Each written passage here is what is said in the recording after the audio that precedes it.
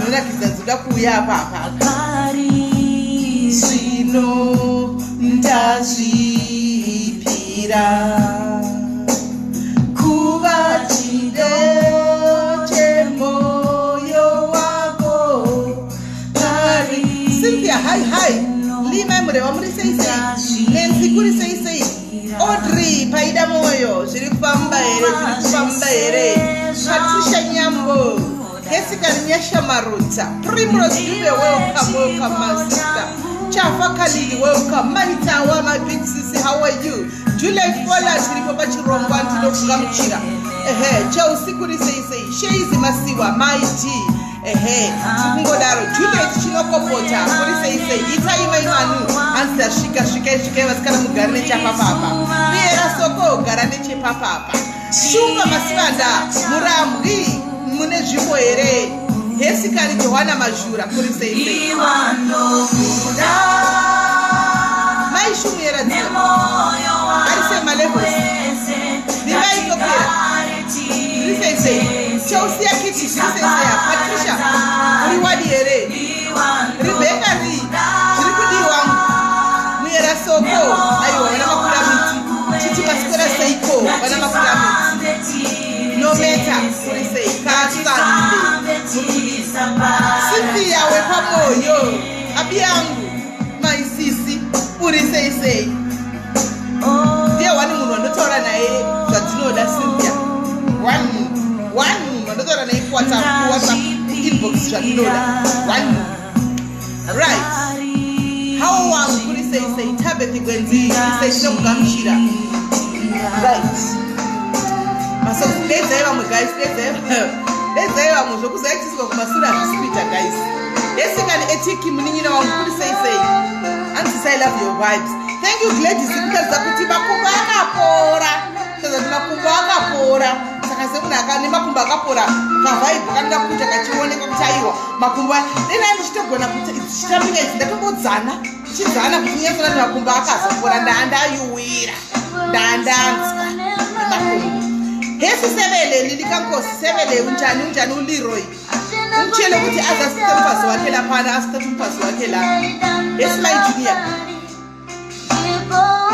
right guys ledzaiva mwe sithole talent hello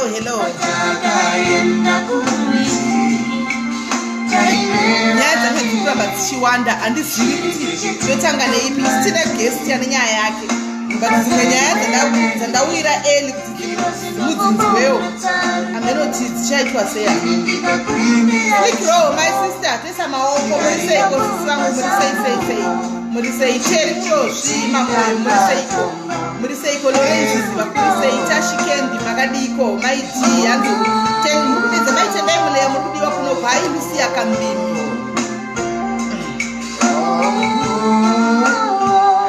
dzacho ikapera tobatatanga mai valioni muri sei hanzi ndidavire kana sitikudayirana blessing dinama tikudayirana nhasi kuri sei tando pakamira sei paarea pauri precious musaka kwauri kuri sei mamoyo dewa svikai fufusoko tise maoko guleza titi aiwa muri seiko machembere atitsika muri seiko mashakuruisi kufana uri sei Maria Simba right Juliet Agere uri sei hanza kuti thank you ndikakosi ukona nimkochile pakadhainzi homework yake lapana ngamusocha ngati amba yodlala le ukona yena tika matombo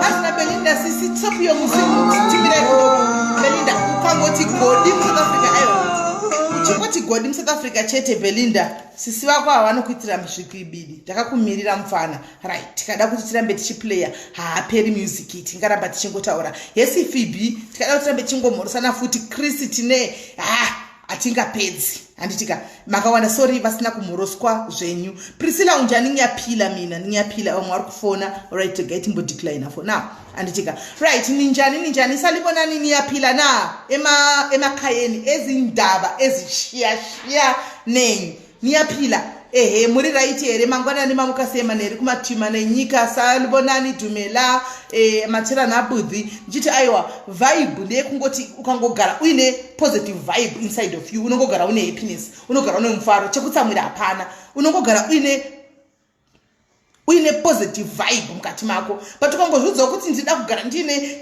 kavibe kamwe kakangodaro unongochingove kamwe kaya handimaona saka ingove munhu anongogara chingori ungori muhappy mood handimaona. Do not let the room for the devil to come and disturb or interact your happiness. Gara uri muhappy mode guys. Muri sei kwamuri koko ndatingatisangane pazuva ranhasi guys. It has been long guys.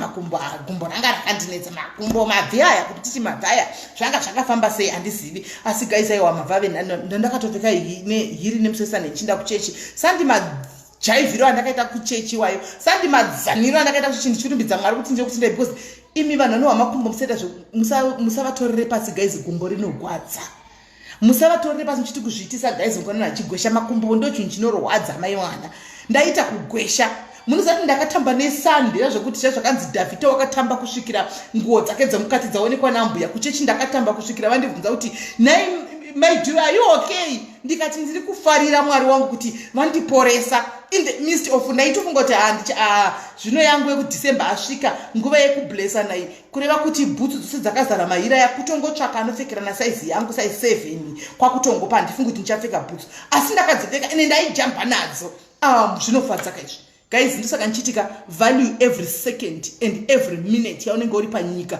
uchifara value uchiona uyu wamuka uri mutano hauna pari kurwadza uri kufamba uri chii handiona tenda mwari ufare nazvo because muso wakunoti ziso chari chairoka unoshaya hope muso unoti gumbo charicho muso unonzi musana wati I just feel for the people who are bedridden vaya guys moyo wangu wakafunda kuza moment yemakumbe kuti ndandakagara kuenda kuti ndipinde mutoilet mangu mubedroom mangu mune toilet mo mune ensuite momo kuti ndibude mutoilet ndichipinda mubathing room zati ndairemegwa guys kuti ndiburuke pabed kwenda ndaita zvokugushuva makumbo kana ndida kunyatsonzwisa bvunzai Lorraine Mkundu ndiyanyatsa kukudzai akasvika pakufondera admin akati imzimelo vari kuzviti vari kungozvishingisa munhu ari kudzimbika ndakadzimbika naJobek mumwe musi zvokuti naye akati Simeli toenda kuchipatara iyoke ndikati asi zvatafambira tingopedza ndimati danda kuno ende hazvibetseri kuti hatichingoita but tingomwa mapirizi tingozvidhoza makumbo afreeze tingoita zvataita pazvinozotangawo pain tozongoonawo ipapo asi akaona kuti aiwa panga pasina kumira mushe gumbo raigwadza saka ndakagara ndikafunga kuti okay ko vaya vari muchipatara guys vanonzwa sei vanofila sei.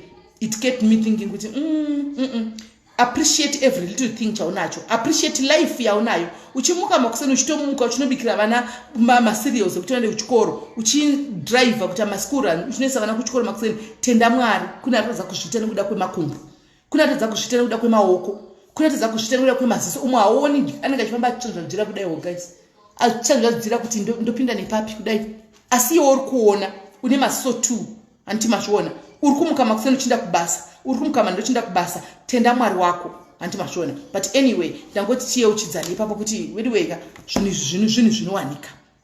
Alright, nyaya yedu yatinayo nhasi isati yapinda mudariro anditika for asadza kwana zvadzo asi uchapinda uripo zvake. Pane tinyaya dzishoma dzandoda kungoti bate iwo dzekuti dzoda kungoti dzifudzwe. Imwe yacho umwe anongoya achizvitaurira ega kwaioni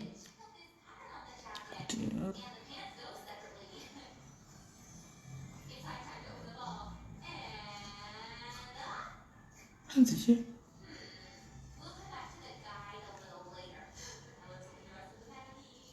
ndisikunyatsenzwisisa message. Alright, so pane achauya achitaura zvake nyaya yatinayo nhasi nyaya inokuti inyaya iri emotional guys. It's a very emotional issue, it's a very emotional story yakuda kutitaura nezvayo, but all the same kune vanhu who are going through the same antika things vari kusangana nazvo vasingazivi kuti voita sei, vomira papi, votaura nani, vari kudawo kutongonzwawo nyaya dzavamwe vanhu kuti vasimudzirike anti mazviona tichibatsirana saizvo tichienda andifunge tichitaura nyaya dzinoitika maissues mukati mokurarama kwedu. Then koitawo nyanzi yauya antika kumadhaisi zvamunozati mazuva afika afura takamboti testei itondiremera kuti ndizvitaure ndirini imi zvinhu zvacho ameno mazuva apfuuraya anzi chii makore kune mumwe zvimwe makanzwa sisi chimbotipewo brief yatapiwa makore Flossie, do not worry the brief tichakupai feedback next week, don't worry.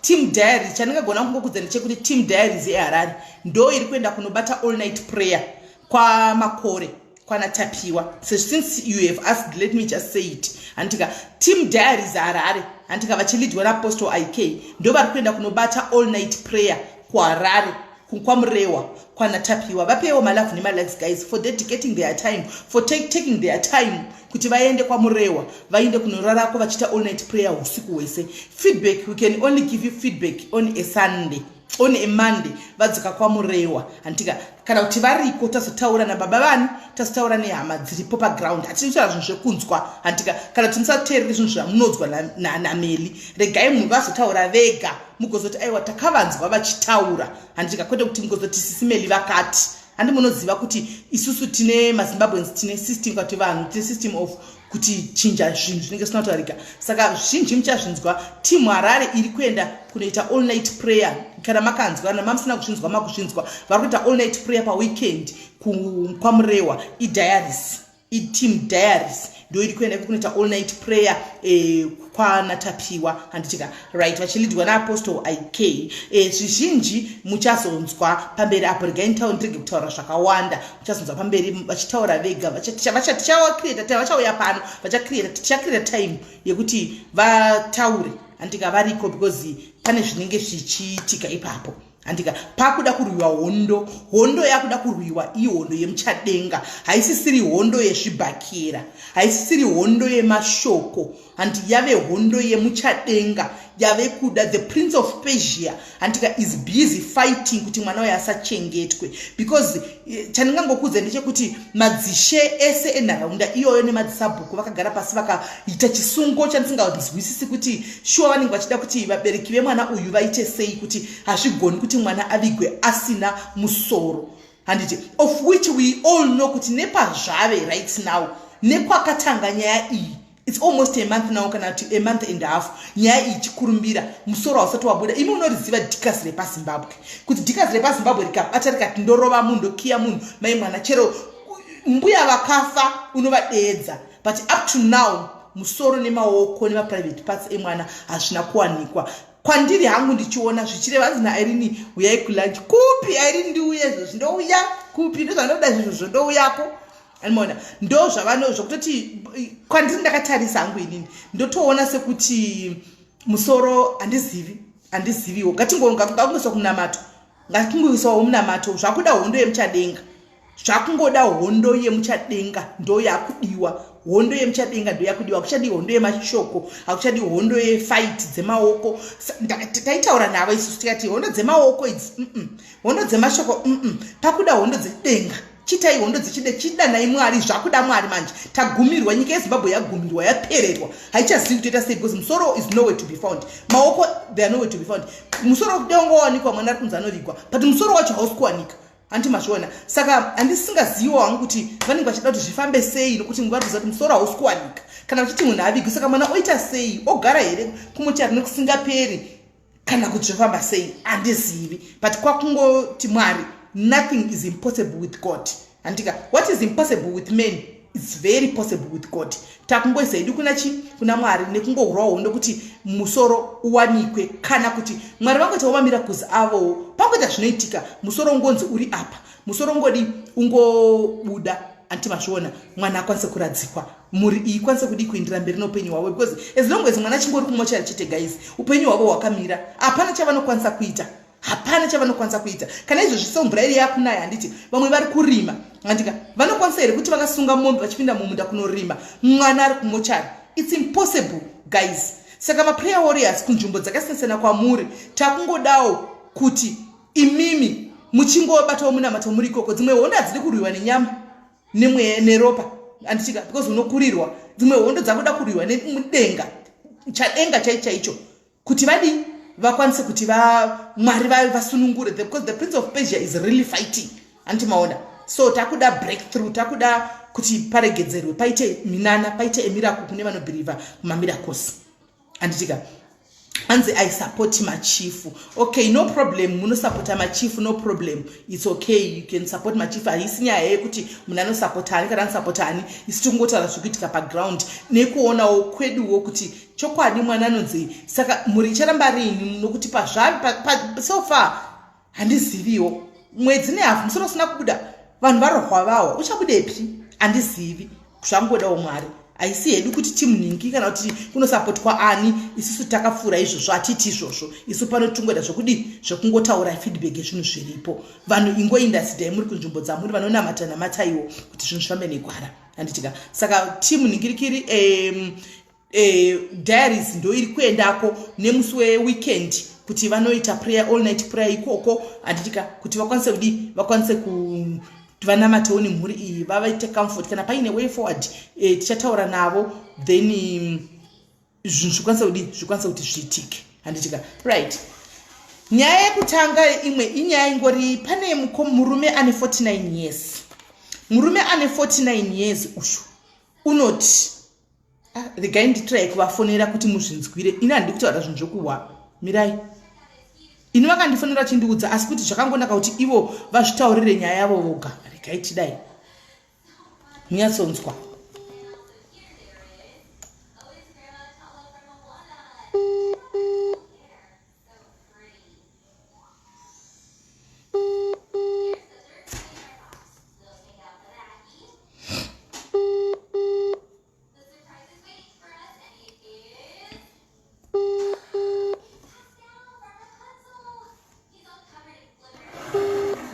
Guys, kuri kupisa, make it a habit of drinking water too much. Kune heat wave vari muSouth Africa muzviziva, imwe mvura stereki.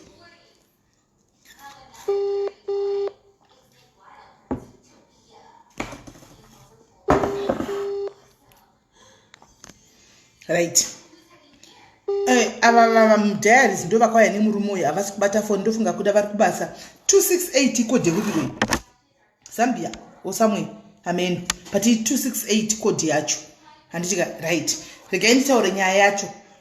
Ava mudiary, sisi vedu mudiary vakauya nemurume ane 49 years nesuro. Murume uyu hagoni shona, asi unoti muZimbabwe. Murume uyu unorondedzera achiti vabereki vake vakabva naye ari mwana mudiki, vakaenda naye kuNigeria ani mwana mudiki, handitika. Ndichida kuti arondedzere chero nechirungu chake pano, handika. Hanzi manje kunoku kune heat wave zvokuti hakusi kutomboita vanhu vakasanwa mvura chokwadi munonzwa zvimwe, kuri kupisa zvokuti hakusi kuita, vanhu vari kwatapa flow. Yes Natasha. Saka vaenda kuNigeria ari mwana mudiki, vakasvika kuya okay, hanzi TV kumasure. Kelly Renzi.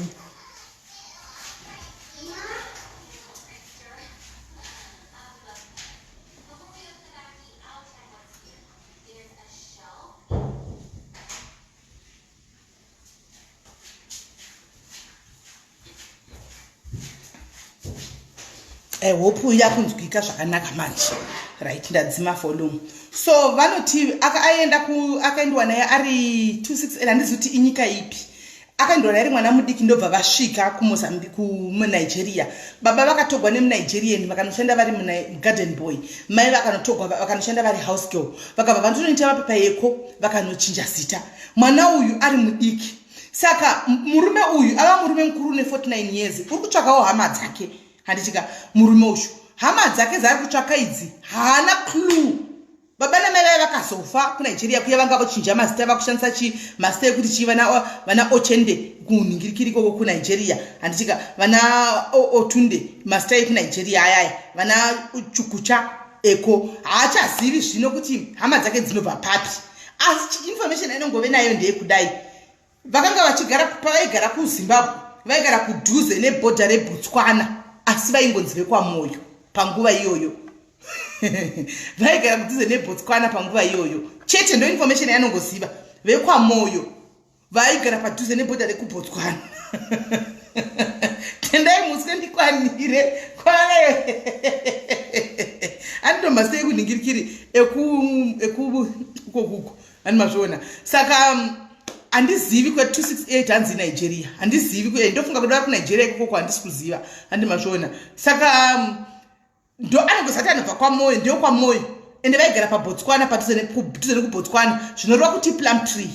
Handika iwo hanzi vaitombofamba netsoka kubva apa pamusha pavo vachienda kubhodha reBotswana. Murume iko zvino murume yave ne49 years. Very way munhu yari kutsvakawo hama dzake murume ushu. Izvozvi hachina hama, wakatogwa naumwe mufundisi ndio vari kumuchengeta. Handika mufundisi vari kumuchengeta, vari kugere naye, asi wakuda kudzokera kunotsvaka hama dzake. Saka kana pane wekwaMoyo vari pano, vari kuBotswana, kudhuze neBotswana, ndofunga makalanga, vechikalanga kudhuze nebhodha rekuBotswana, kuPlumtree uko. Please vekwaMoyo ndibateiwo, murume uyu watambura, uri kutsvagai. Handimaona iya inogona kuve hama yenyu, kana mune hama yenyu mbobvunzai history kana muri vechidiki kuti hakuna here vakamboenda kuNigeria kudhara vatogwa murume achinoshanda mumagadheni, mai achinoshanda mumba, vakane chimwana chidiki, murume ave munhu yaive mudiki, ave murume mukuru ane 49 years, wakuda kudzoka kuhama dzake. But pekutangira hana kana picture, hana kana clue. Vana mai vangu vachinja mazita nababa vakasofa, hapana chaanoziva, ari kugara nandisi. Kana iyo 268 iri kunzi iNigeria, that means uchiri kuNigeria ikoko ina handizozivi. Saka please ngatibatsiranewo kana pane vekwaMoyo vari kuziva, vari kudhuze nekubhodha rekuBotswana, handitika walking distance, please ndibateiwo please. Murume uyu atambura, hana hama, hana chia, hana chaanoziva, angori wani panyika, ari kutsvagawo hama dzake. Right, ndo nyaya yekutanga. Nyaya yechitu, ai mazuva apfuura apa tanga chita inonzi soul searching. Azvodundumira kuti nditaure, tanga chitiwo sezvo namba iri kusumuka ichiwedzera ichiwanda, handitika evanhu varume vakadzi vanotsvakawo varume, regai timbozama kuita soul searching izvo. Vanhu vadi vanyengane vanatsvakana vachidiwa vachiwanawo mapartners avo. Vamwe zvakabudirira zvakafamba zvakanaka chose, vamwe vari kudanana zvakanaka fani, handimaona zvinhu zviri kufamba zviri kuflowa chose, handika. Asiwo kuno umwe wakasanganawo nemabad experience, handika. Isusu vana vati tichingoti ifeedback ngaidzoke, ifeedback kai zvino kana feedback yauya isina kumira zvakanaka nokuti yakaitikira padhayari, ndoivanza kana kuivhara kuti handichaiunzi padhayari because yakaitikira pano. Chokwadi vakufona vekwana Otundi, regai tivanzwe, regai vataure voga. Hallo ndiri right, muri sei? Ndatotoya kutokufonera, ndadarika chikamu icho ndichiti ko hamuchabatiki pafoni, zviri kufamba sei? Asi nyaya ndandambotaura, asi muri padhuze here nehanzvadzi vaya? Hanzvadzi havapo iko zvinezvi. Okay, saka imi chiri handizivi kuti ndagona kurondedzera here, asi chimborondedzerai pamadhayari apa tiri palife, vanzwewo kuti nyaya yakamira sei yamukoma wedaro. Okay sisimeli, ndatenda chaizvo. Okay, nyaya yemukoma vedu ndakaenda kuchechi kwavo inini. Because kune kuchechi kwandenda but ndanakovhizitawo kuchechi iwowo. So it happens kuti vakandibvunza kuti ndobva kupi. Ndobva ndavabvunza ndobva kuZimbabwe. Zvikanzi saka nezuro ndobva vakazondifonera vakati tisangane, ndobva ndaenda futi kuchechi kuya. Ndobva ndasvika zvikanzi do you know kuti tine hama yedu inobva kuZimbabwe iri panapa, iri kutsvaga chihama dzayo. But nyaya iri pano ndeyekuti akazvarirwa kuNigeria. But maparents ake baba namai vaibva kudhuze nekubhodha rekuBotswana, kuPlumtree. But vazondisendera zita racho rekulocation yachona. Okay. Inonzi Mutengwe, and ndasenda pa email ndakusendera izvi zvibozo vachangondisendera. Okay, all right. Saka vakaenda neumwe muNigerian as a businessman anga ari very rich. Ndobva vasvika kwakwashandisa as maid nagardener, baba namai avo. Ndobva vaita mwana wavo iye Emmanuel. But vamuita kudaro kuinda kwavakaita vakabva vasvika vachinja mazita, vavapa mazita echiNigerian. But iye aiziva kuti ndevekwaMoyo, aimudzitaura kuti vachindevekwaMoyo, but mazita vari kushandisa asiwo mazita avo chaiwo. Then maparents akasvika pakufa ari mudiki. Asvika pakufa family yechi iNigeria ndobva yaramba ichimbomuchengetawo, but hanzi vakatanga kumuabuse stereki, ndobva akabuda kwanotanga kugara mastreets kusvika azokura. Saka pastor vakazoya naye kuno kuZambia, vakugara vari kutogara naye zveso, vakatrena ikoko vachitora mudiki. Pastor vatokura ari around 50 years, iye is 47 years. Yes, 47 to 48 years. So makati 49. 49. Even 47, 48. He's not quite sure again with his age. Okay. Yes. Because in Aspan Samba, I don't know age, I know 47 years, but in Zuru, I know 47, 48. Okay. Then abapastor vekuzambia varikugara naye vakaenda kunotraina kunigeria zvavo pastor zvavo saka vari iko vanhu vakamuona go long time back vakasangana naye achiita zvekuforoma zvidhina ndobvavaudzwa kuti ndevekuzimbabwe so they become friends ndobvavadzoka pastor kosi yavo yapera vakadzoka futi kuno kuzambia vakaenda kubotswana vachiita zvepreaching dzavo ndobvavadzokera futi I'm sure after 30 years ndobvavakadzokera futi kunigeria vakasvika futi vakamuona achiita same thing yekuforoma zvidhina ndobva azomuita ivo uriita izvi kuwadichi zvikaenda kuda kudzokera kumusha tanotsvaga hama dzangu saka hanzi ndo vaizita hama yavakwanisa kubata here vachiriko yanzi yaitinogara padhuze nekubhodha kuplumtree asi vakurongedzera kuti vauye naye futi kunoku vakabva mutopesa futi nigerian fake passport futi it was a nigerian passport yavakamutoresa ndobva vauya naye kunoku manje kubva kunigeria saka pasta vauya naye kunoku ndobva vakasanga kutsvaga chii hama dzake manje kozvine saka zita amai nababa haazive chakatongoshanda ipapo inyaya yekuti padhuze nekubhodha kuplumtree but vasenda zita relocation racho asi handizikwanisi kuripronounsa zvangu but ndorava ndokwaibva hama dzacho ikoko saka ari kuti kana paine anyone anomuzivawo maybe ari wekwamoyo kwamwoyo vekwamoyo vari padhuze nekubhodha rekuplumtree but vanoti pane karwizi padhuze nerwizi rotinotongokrosa havatoshandisi mapassports kuenda kubotswana sekuti para kwavanoita ivo hanzi vanotongokrosa vachienda kubotswana vachikrosa futi vachidzoka futi kuzimbabwe but ndevekwamoyo alright okay asi vakaenda kunigeria kudhaa amuchiva kuma60s chaiko vari mamaids alright right ndo information I think ndanda imwe yanga isati yauya information zvokuti wazotumira ndapa live but anyway watotaura kweinformation zvakanaka saka guys vari kuzivawo vekwamoyo vari kudhuze nebhodha rekubotswana kwataugoku kudhuze kune chigwizi kwokuti havapindiri mapasipoti kuenda kubotswana vanofamba netsoka kumaitengwe hanzi inonzi maitengwe river suku anonyatsokuziva ari kuti akambodzidzisako suku saka vekwamoyo haungavaziviwe suku vekwamoyo mbonyatsokufunga kuti haungavazivi vekwamoyo saka kana pane anoziva vekwamoyo vekumaitengwe river vaitofamba netsoka kuenda mubotswana please tibateyo kune hama yenyu iri kutambura please akuda kuzoka kumusha handika hanzi ari mentally stable here no stable antaura chirungu zvese but haakwanisi kunyora manje anotogara napasta ivavo nemukadzi wavo pasta vamuzambeni but mukadzi wavo ndewokumuamerican mukadzi wacho but ndo vakatomutora vatongogarawo naye hanzatova nemakore vachitogara naye because ndo vakatomutorawo saka vaibvita nguva isi vachitsvaga saka meno zvakaitwa kuti ningosvikawo vazonikati no mani ndowanzokuona sismeli diaries uchibatsirwa vanhu vakawanda stereke let me just try to call ndosaka ndakazopona nezuro because message ndakaendwa nezuro inini alright nokuti kunzi kunana mwoyo vakawanda I think akangosvika kunana mwoyo eni mwoyo ikoko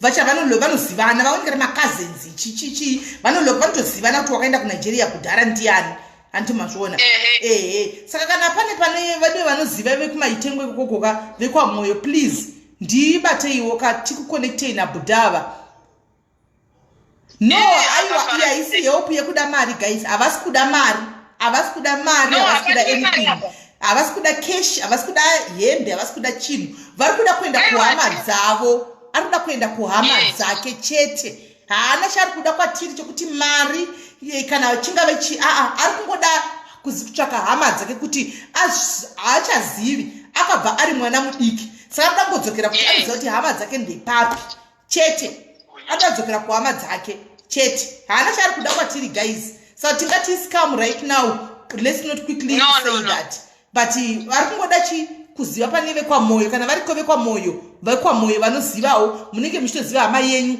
kana kuti mune history yehama yemunhu akaenda kunigeria imi munogona kuve muchitoziva vekwamoyo kana muri vekumaitengwe akaenda kunigeria mwana wacho akaendwa naye ari mudiki uya akura akuda kuziva hama dzake saka please batsirai hama yenyu haana mukadzi haana mukadzi haana mwana haana chaanacho angori iye anongorise mwana wemapasta zivawo ndo andongogara naye hanzi muisei panhikikiri pafoni ndachida kumisa pafoni pano kuti azotaura panapa zvino problem ndekuti ava havanaye ipapo moyo isine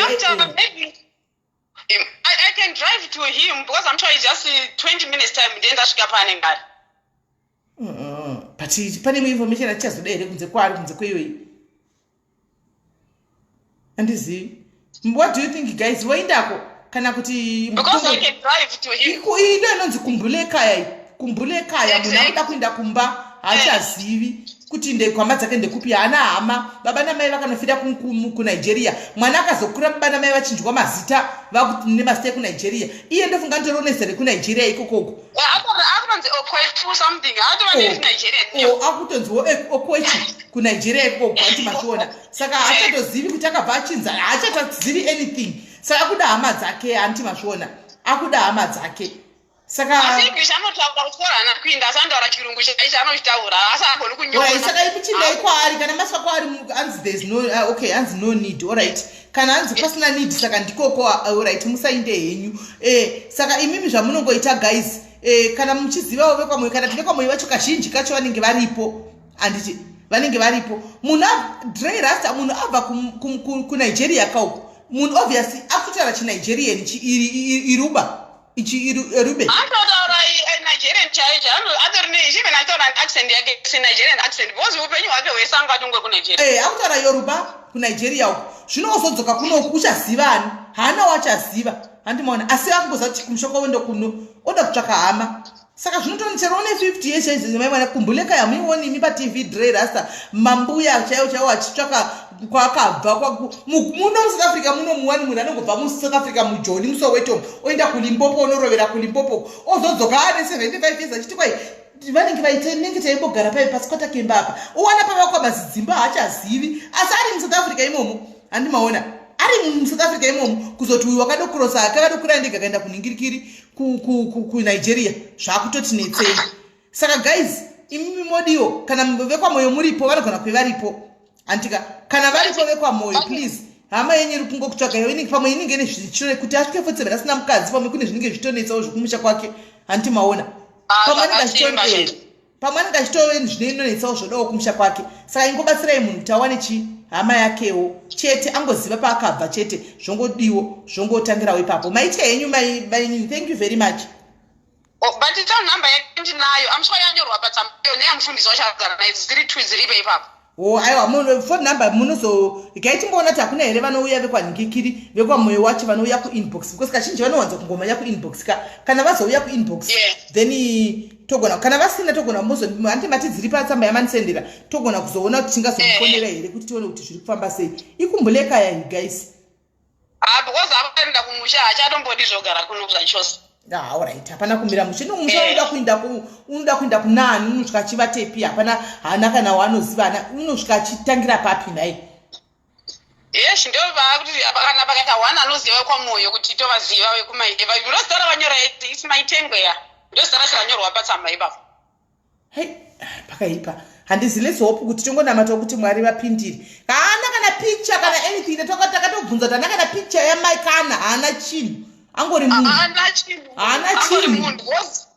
Family Nigeria nando akazoisiya akatanga kutopinda kumastreets ndokwaanga kutanga kuita zvoforma zvidhina upenyu hwake hwose anga ari mune zvidhina chete.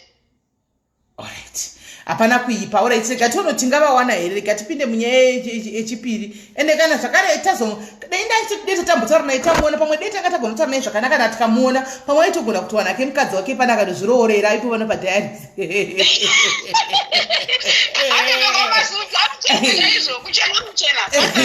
aitovana mukadzi wake pana vakatozvigarira zvakanaka toroora akatozvitsvaka mhuri yake zvakanaka ave nemukadzi pamwe munhu anga ashori kudhurupingiiive vano hanimaona ikumbuleka anobika nekukwacha zvese handimatoona. Alright, sa iwe wakatorogwa aiwa tati sismeli wadi kuchingozvipfekera ngozvibayirira ipapo ko vana vozita ushandisa kuti magaya futi ushandisa senemu yangu mungonishandisa kayo chuche uye kwake chokuchu aiwa ngatadzokera kumusha anokudivwa arifanadzokera kumusha vese. Alright, zvakanaka munin'ina is bo. Thank you. Let's hope tinova one. ane malisiko anolukaluka wakasisinei akati anolukaluka aiwa regati kuedza kumuona tione kuti ochende utinga angabate here mudhayaris panapa. Alright, iripo munin'ina. Okay, bye. Right, saka ndiye mudhayaris wedu munin'ina wedu yakanga uya navo. Right, nyaya yechitu yasatistebwa nekole yawa ndeyekuti isazvina basa kuti nyaya takauya panapa pakaitika zvakanaka vanhu vakadanana zvakanaka-naka handitika asi kana paitika zvinhu zvinenge zvisina kumirawo zvakanaka It will be unfair, guys, not to warn other people. Namunzukisisa even sisi vangu apa wachitaiwa indoda kuti ndione ma diaries because imo mu diary mushuaka takandana nawo zvakanaka wasi pane zvakahoitika pamberi apa ndoda kutotaurawo nyaya yangu satapinda munyaya yanhasi because nyaya yanhasi inogona kuzotichemedza sanchega tigatadi tangoseka iko zvino satapinda munyaya iri serious anti mazviona tigare tangoseka iko zvino satapinda munyaya iri serious saka kana madiaries kana varume maita basa rekuskauta muchiskauta muchiita zvinhu zvenyu muchiti kwai zvinoperera kuseri aiwa vakadzi vanototaura chete vakaya kwandiri mukati kwaesisimedi vachavharidzira avacha vanovharidzira ini kana mangoya kwandiri nyaya vachiti nyaya ngaitaugwe pano nyaya inongodzoka pano regai tione kuti nyaya iyi yakafamba sei mirai tione ipabikona mbeya right all right.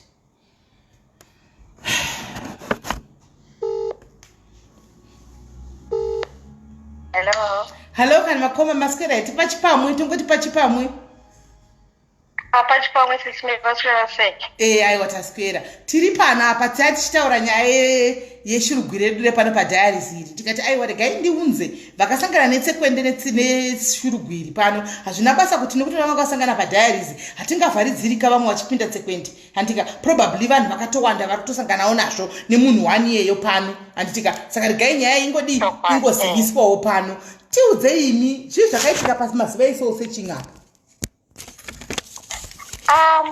nyaya yasina yakamira yakadaro so ini handida hankunyauta zita rangu nekwandiri ndiri kunyika kwandinongogara ndokufunga kuti nhasi nongozviti zvangu pamwe nevhisi kuti ndisazivikanwa nemushurugwi because mushurugwi wasina ari pano padayari apa mushurugwi yawo chivo mushurugwi aripo amushuwa ari kutoona saka what happened is palast soul searching yatakaita before end of September apa ini handina kutevera zvangu show but ndakangozokomentawo chachimunya ndichitoti apo varume vekuma-50 kuma-55 kunzvimbo kwandinogara uku vanongonekwawo here saka vakadzi vazhinji vaitokomentawo pamwe vachitoti inga takatowanda vanhu vari muage group iyi vari kutsvaga vanhu sezvinei 2 days after ndaisa that comment pamadiaries ipapo ini ndakaapproachwa nevarume vanokwana kuita nge vatatu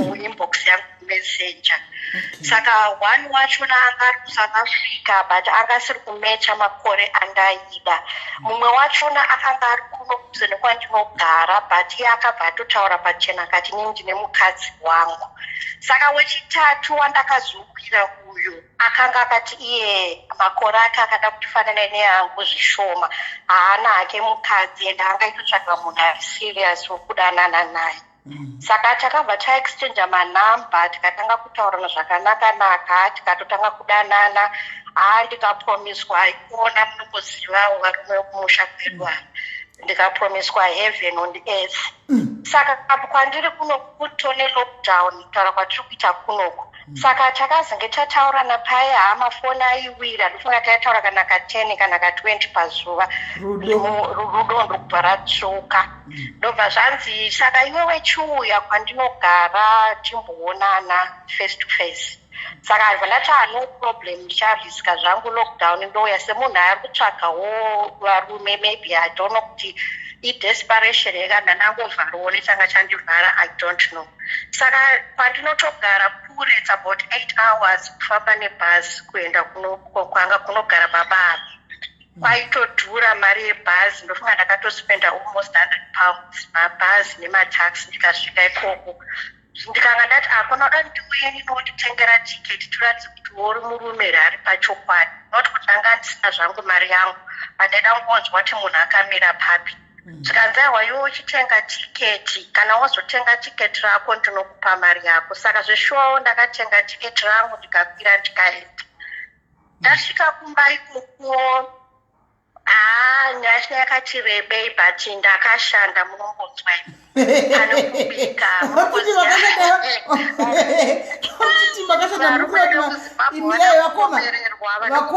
kamuchiti makashanda tipirei nyaya yakureba kwekuita seko tiripo panotomanyire kuuyu wafo aripo munun'una wangu arimo mucomment section tipirei nyaya kushanda kuita sei makashanda kudiko tipirei jeni makafamba sei kubva kwamaibva muchiinda kunoona shewe kunzvimbo kunyuwani ndakafamba 8 hours pabhazi ndasvika pandaiburukira semunhu anga asingaziviwo nzvimbo kwandaienda ndakanzi ndichabumirira ndozoenda newe kumba uku munhu akanonoka kuuya ndakagara ndofunga almost an hour ndichingotarisa kuti zvino munhu wachina ndeupiko ndinomuziva seko kuno kwandira nditomboziva kati ndikuenda nekupi azouya munhu takatozofamba futi rimwe rwendo wakareba zisimeri netsoka kuti hakunawo kana mataxi here kana kuti chii chokuti munhu wose wasangana nemusikana wako takafamba makafamba netsoka netsoka kunotsvaga matreni nekuzoburika treni nekuzofamba futi nedzimwe tsoka kuenda kumba kwachina munyika yandinogara kune mataxi kune zvese zviri redily available unofunga munhu akanga asingada kupisa mari yake tasvika kumba kwekwe kwanga usina chinhu chakambobikwa kana chii kwakutanga kumira kubikiswa sesimeri kuaiswa mbatya tikatoti yezvo zvandakutotange musikana webasa munhu akangwara-ngwara zeni kuyawo sopa tinongochingota pamwe mebiduo rwacho andizivi saka obviously wose vanhu vakuru takakwakazvetu zvakaitwawo ipapo aiwa zvikafamba zvakanaka zvaifaya asi zvaifaya hazvo zvaifaya but zvakatiome zvaifaya zvakatiome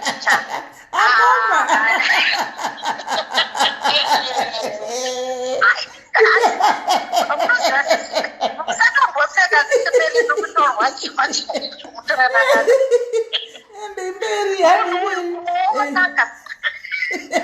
mapicha ake patakambotumirwa akakunge mapicha ndakambomaona pama11 vanhu vanoskama but munhu akaramba manje akatawanzi aungondifungidzirawo mumunhu akangofana neni kudii saka chakazo ndiripo papapa vanhu vaifona baba vangu vasisasadairi foni yavo manje anoko enda wasiri kudayira foni yako asi une mukadzi revo handina athink inenge pandakaisa comment yangu pamadhayaries apa titori vanhu vakawanda vakawirawo mumukaka kuna baba ava because vaitoratidza kuti nyaya dzavo dzinenge dzine maburi dzisina kuita zvakanaka saka ndazenge ndaikoko manje ndakarota hope ndakuda kudzoka mangwana achona ndakarota mukadzi achipindire mumhane kamwana kacheche aitobvunza kuti wewe ndiwe wani we wauya pano zviri kufamba sei ndikati hope idzi dzinomboreve chii mukati hamuna mukadzi here mimi baba imini zvikanzi aiwa handina mukadzi inini amene hope dzako dzinoreve chii handi ndiwo wadzirota ndoungagona kutodziudzira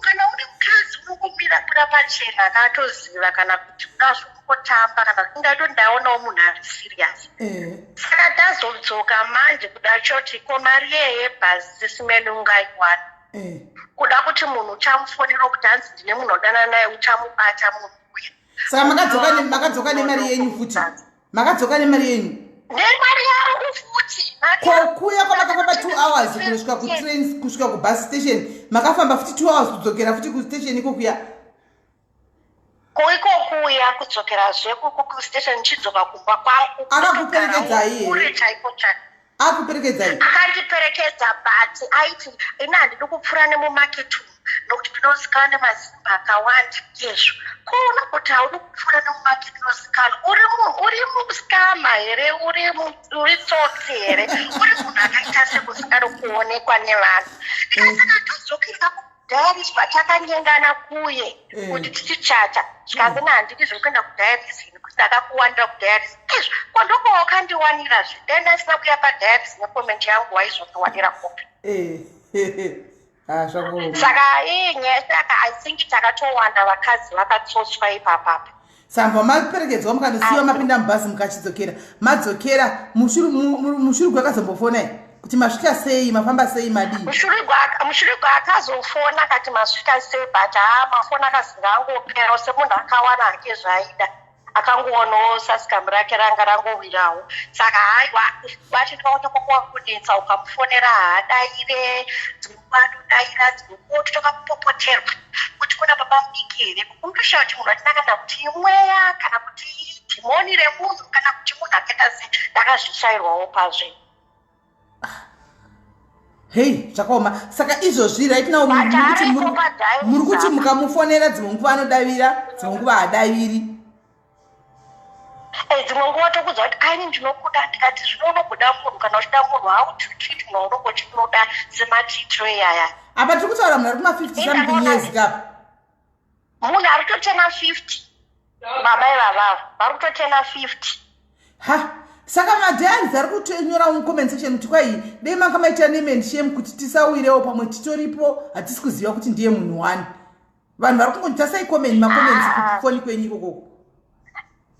Nditarise because munhu wachinaye kuti ndiri mune aripo pamwe izvozvo but chero aripo ndokutoti zvifaya anofa kuti ataurwe kuti kuti azive kana vatoripo ngavabaimimi ngavatofona dzoti vanozvitira ishwa mungakudza munhu aine mari yenyu yebhasi auine mari yake yebhasi kuti muzongomulambasta mungomulambasta chete vapedza kumulambasta momuwachisa momuklinisa mumba momubikisa momuitisa zvose mopedza momudzosera nemari yake ayo mupei mari yake yebhasi fe mudzosere mari yake yebhasi hakuna mari yake hakuna ndege here kubva munogara tinotenda chii dzapasi tinotenda dzapasi kaititoita kurinyora nyorai tinotenda dzapasi ndosara asi handifungi kuti ndora rinenge riri Facebook name rake tinotenda hadisiriro because ndakaedza kuti ndiede pafacebook aingotsika achingoramba munhu achida kuti aiwa ndingapise pafacebook kori pafacebook hamurizivi munhu anitone nyayo dzake hamurizivi rakanzi Tinax something like that Tinax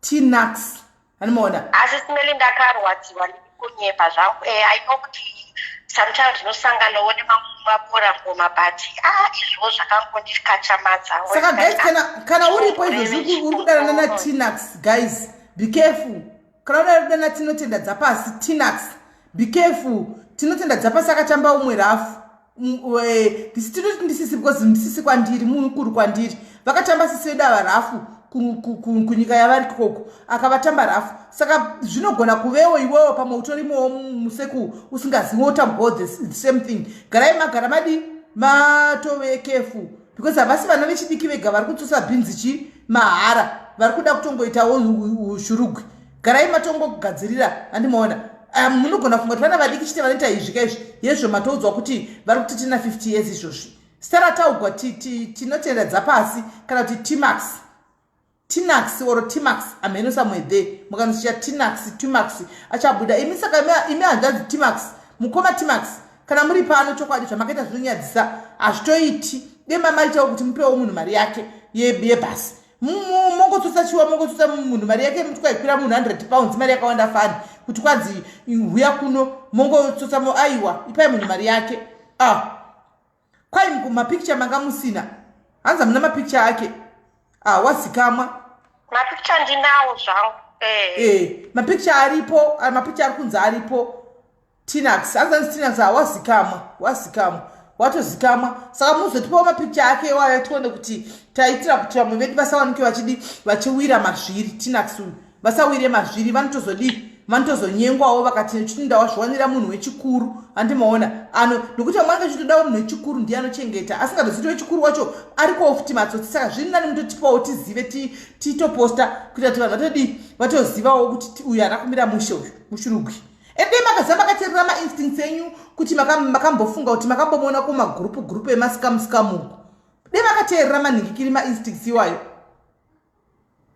chokwadi but zvinoza zvoti unongochingoti pamwe pfungwa dzangu kuti kudaro kuti asina kukanganisa here but zveshuwa mainstinct was telling me kuti apa tiza but kungotosambi chaingonditi maybe ndikatimbozama kuti pamwe pfungwa dzangu pamwe ino it means makatomuona ikoko kunhingirikiri makatomuona kuma V11 kana kumasikamu ikoko makatomuona anyway maita zvakanaka vanhu vodi vanhu vakuziva muzinda mapicture yake touzokana kana maviri kana 1 tongokandawo kuitira kuti vana sisi vanenge navenyaya vasawire mazviri handi mazviona unogona towira ari mwana wenyu mangwana chaiko chaiko handi maona musi asingatozivi handi mazviona zvikatozonetsa handi maona orit maita basa vakoma sori yenyu asi kungoti zvinowanikwa semunhu ari kukoko musocho vakasvikawo makafarawo zvasi makambofarawo ndakambofarawo zvewa kuti makagara 1 day makaita 1 night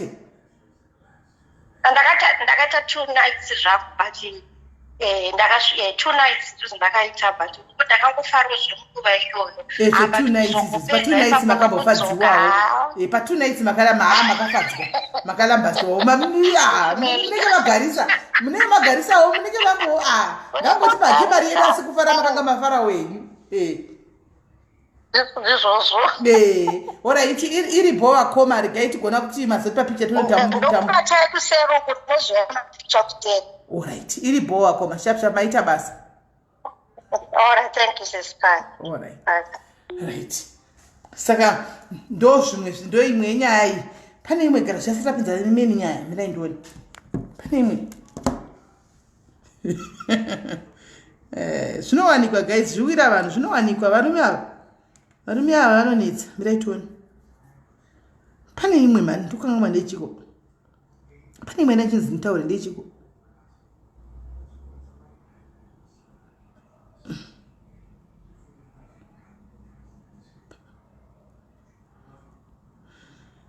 pane imwe ndachinzi nditaure mirai toni ndechiko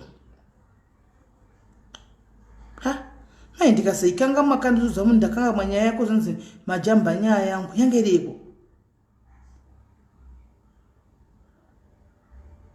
okay imwe nyaya iripo ndeiyi alright imwe nyaya iripo ndeiyi chiregai tichipinda vakutosenda message kuti ndanguri ndamira va4 ava imwe nyaya iripo ndeiyi regai ndikutaridzei ndandakangama kuti ndeichi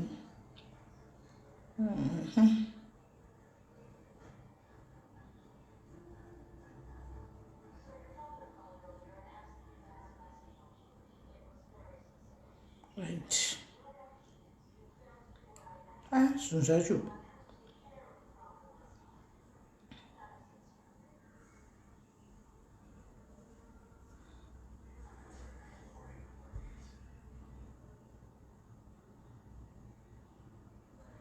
right imwe nyaya yatinayo panapa ndeiyi guys ndofunga muri kukwanisa kuona handiti muri kuziva muri kuona handitika mwana watakabetsera panapa kuti aende kuhospital Ernest uya ushu handi muri kuona Ernest ushu handi muri kuona muri kumuona ndo zvaita gumbo riya izvi ndo zvaita gumbo riya izvi guys ndo zvaita gumbo raErnest zviya izvi guys you can take my screenshot mozonyatsoona izvi ndo zvaita gumbo remwana uya Ernest watakabatsira pano muri kuona here izvi maona ndo zvaita gumbo remwana uya izvi right saka paita gumbo racho rakadai so iri kainditsvage nhamba dzamai vake ndoda kupinda nhamba dzamai mwana uyu ndo gumbo rake ndo zvaraita asikana saka vari kuchema tachikumbirawo mapambers not in cash mapambers chete because haana chachakwanisa kuita saka hanzi akuzviitira tsvina kanokwanisa kuita katatu akagara pari papo saka vari kukumbirawo mapambers nemagloves handika saka itu ndichabuditsa vamwe vacho vari kutsvagawo mapambers nemagloves chete so ndoda kutsvaga kuti ndipine nhamba yavo apa handimaona so that anokwanisa kuti avapewo mapambers aya avabate handitika avapewo mapambers aya kuti vakwanise kubatsika nemagloves ndo chichemo chavo handimaona vari kuchemawo nenyaya yemapambers nemagloves please ndo chichemo chavo nyaya yemapambers nemagloves ndo chichemo chavo namba dzavo dziri papiko right idzi namba dzacho idzi handi muri kuona iyi ndo meseji yavo ishi Anditika. So the message reads as follows. Torai kune vanogona kutora screenshot. I think it's better kuti mutore screenshot ndakadai phone number iyi. Torai screenshot. Torai screenshot ndakadai. Ndo number dzavo idzi. Torai screenshot ndakadai. Torai screenshot ndakadai so.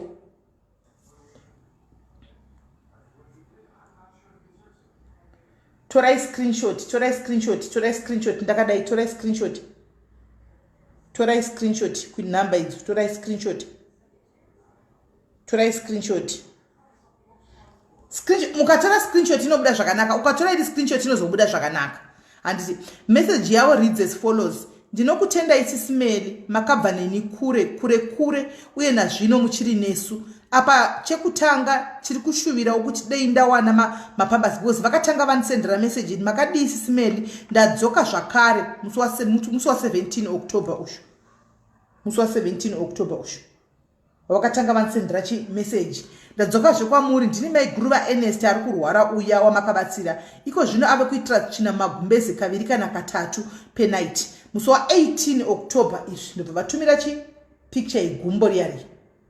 Anti maona vatumira picture regumbo right vadaro ndobva ndavapindura zvandakavapindura ndobva vazoti kana muchikwanisawo ndingawo ndokumbira kuwanawo mapampers nemagloves andika kana kune vanokwanisa chigona even chikafu chaicho hatina chatiri kuita asi kungotarisa mwana arwadziwa uye kusuduruka paari hakuiti ndatenda hangu sisimeli ndini mai guruva Ernest ndo message iri pano.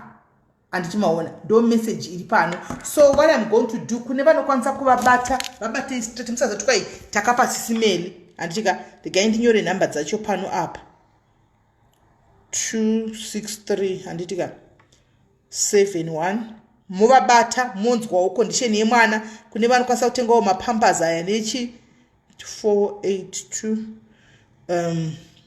5762 my Ernest ndangonyora kuti my Ernest asindi mai guru vacho ndimandapina anditi kune vanokwanisa kuvabatawo panhamba idzodzidzi mapampers neningirikiri nemagloves andimaona mapampers nemagloves movabata ipapapa andimaona namba dzandapina apo mapampers nemagloves anditika munongovabata direct. You make arrangements direct kuti mapamba osvika sei. Neniwo ndinoda kutenga mapambas. Ndoda kutengawo mapambas angu andokwanisa kutenga hameno chakwanisa kutenga mangani angu mapambas. Ndichangotumirawo direct. Ndakataura navamunetsi inini angu personally. Ndakataura navamunetsi ndokumbirawo kutumai. Kana mukana motoenda kuHarare.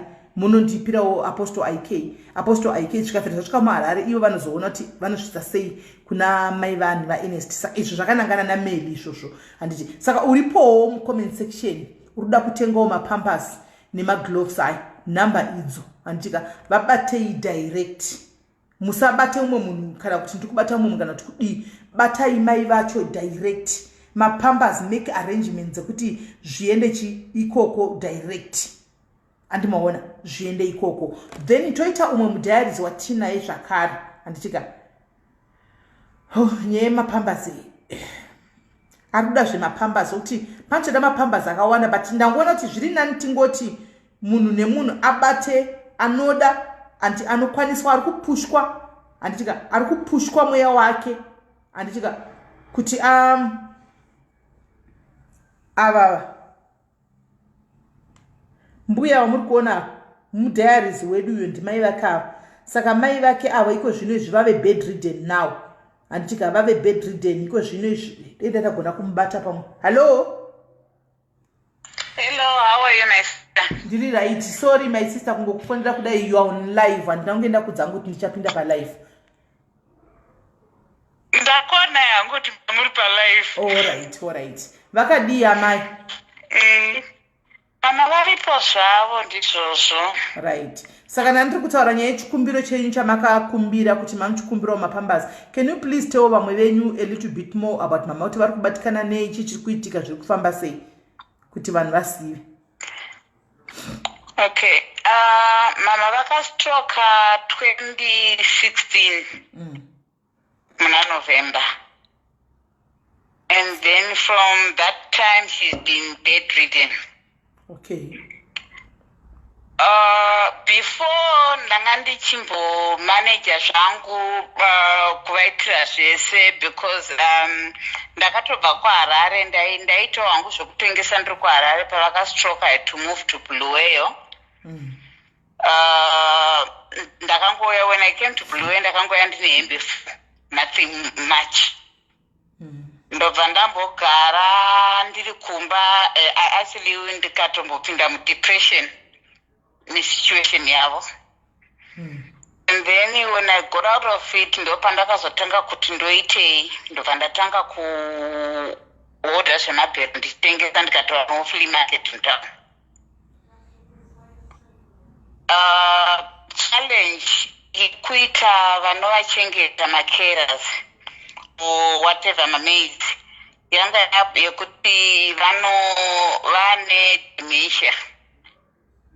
So vakataka kuswera vachidedzera the whole day or whatever, people are not able to cope with the situation yavo. So I ended up ndakugara kumba navo. Saka izvozvi ndiri kumba. So kuti ndichikwanisa kuafoda or anything, but ipapa ndatozombofunga kuti you know what, diapers could be very expensive. Maybe if I could even get a bedpan. Bedpan. Okay, bedpan chicho. Zveshe zvinoshandiswa muhospital kuti vanesa munhu asingagoni kumuka. Alright. Zvinenge zviri nani kuti at least you know kuti you have it for a long time. Ndosongotsvaga hangu magloves maybe madiapers mashoma ekuti paunenge uchienda navo kuhospital paunoshandisa madiapers, because madiapers, to be honest, I'm just now thinking kuti they are very expensive. Alright. Samoda mabedpan acho iwayo. It's just one yekuti unoempta munhu anoita and then unoempta. Inenge chingori poto one. Like a pot. Alright. Kana munhu abvunza kuti hanzi ari kuBulawayo, Kola stays in Bulawayo. Hanzi, how much is a bedpan in Zimbabwe? I haven't, and certain and this year, to be honest, I haven't found anywhere where she can get some no. Alright. And then we have another caller panapari kuti I hope we have another phone kuti unyatsoona kana ndozotedza kuma comments. Pane ati you can also use reusable diapers. I can help get in touch. Anonzi Genoma. Thank you very much, Genoma. So andisi kuti uneme phone here kana tozogona kutedza ko live after wobata vari kuti get in touch for my reusable diapers acho. So I think I'll have to go. Ndoso check my comments and it's phone later. Alright. So Anzi, what about Commodi? Commodi ndochi. At the moment, Commodi, I think it can be a challenge because andishavaiti pambeda because vanga vakudonha vachigwesha. Alright. So she's now on mattress. So Commodi for her kuti ndivalifte kuti sumudzwe vaiswe paCommodi. Like at the moment I'm actually using a bucket and vakuti mbabvu dzakurwadza. Commodi is much easier if you are using it. If somebody is sleeping on a bed, then you can just put my legs past you and then you try and shift and whatever. Hanze, which part of Bulawayo? Ndofunga pana da kuvisitira. Hanze, which part of Bulawayo? Ku Riverside. Okay. Vari ku Riverside. Saka muri kugara muri two chete? Tiri two at the moment. Yoboy. Jesus. That means you can't live here by yourself. Azviti kuti musiyari one. Azviti kuti ndasiye vari one. But vanotaura here. Vanotaura avo. Kutaura vanotaura. Sometimes she talks zvine sense. Sometimes she talks now sense. Munhu ane dementia. Inongoti handizivi zvemakomodo acho naizvozvo zvemapani acho inango handizvizivi kuti munenge muchirevei kana muchidaro kwai toilet inangu handizvizivi. Kola seems to be akamboshanda muzvinhu wakamboshanda kuchipatara nokuti unenge une knowledge nazvezvo kana kuti handizivi wakamboshanda kuchipatara inini no zvinhu zvandinongoonawo and through researching. Alright. So pane umwe atindibati kuti kuseri panapa. Rega ndiite zvokutora ma-screenshot so that I'll be able to send you the screenshot. Right. Ari kuti mubate zvakare anzi Kinky Frost. Ati ndofunga ari mubulawayo. Ati achakwanisa kubata. Ine matoti kudzidza akuperi totodzidzawo mufunge kuti kune machemba anoima break pan iwayo tasingatomaziviwo kana kutomboziva mufunge zvakadaro. Kana kutombozati kune zvinhu zvakadaro. Vari kutaura.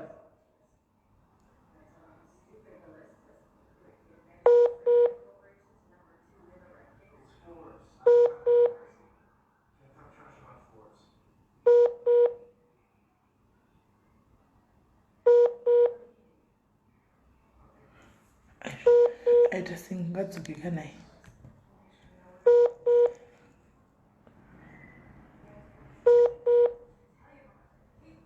Saka ini pakauya kwandiri aikumbirawo mapamba. Angasina kutaura zvemakomoda aya nemapani. Angataura zvenhingikiri zvepampers. But ari kuti zvemadhaipa izvi zvinenge zvine labor. Regai kuitwe zvenhingi. Saka manje dei anga achiuya toda kupinda munyaya achitipa nhamba yake chete kuita kuti zvipere. Achitipa nhamba kuita kuti vanoda come to USA is our daily job yemabhiri pani commons.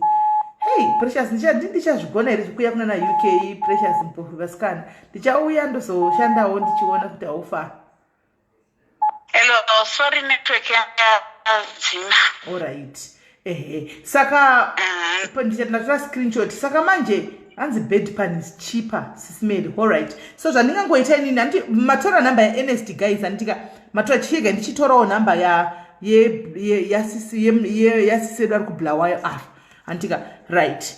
Chiregai titorewo nhamba tipei nhamba imirai nditange ndaisa 0 code plus 263 00263 chitaurai nhamba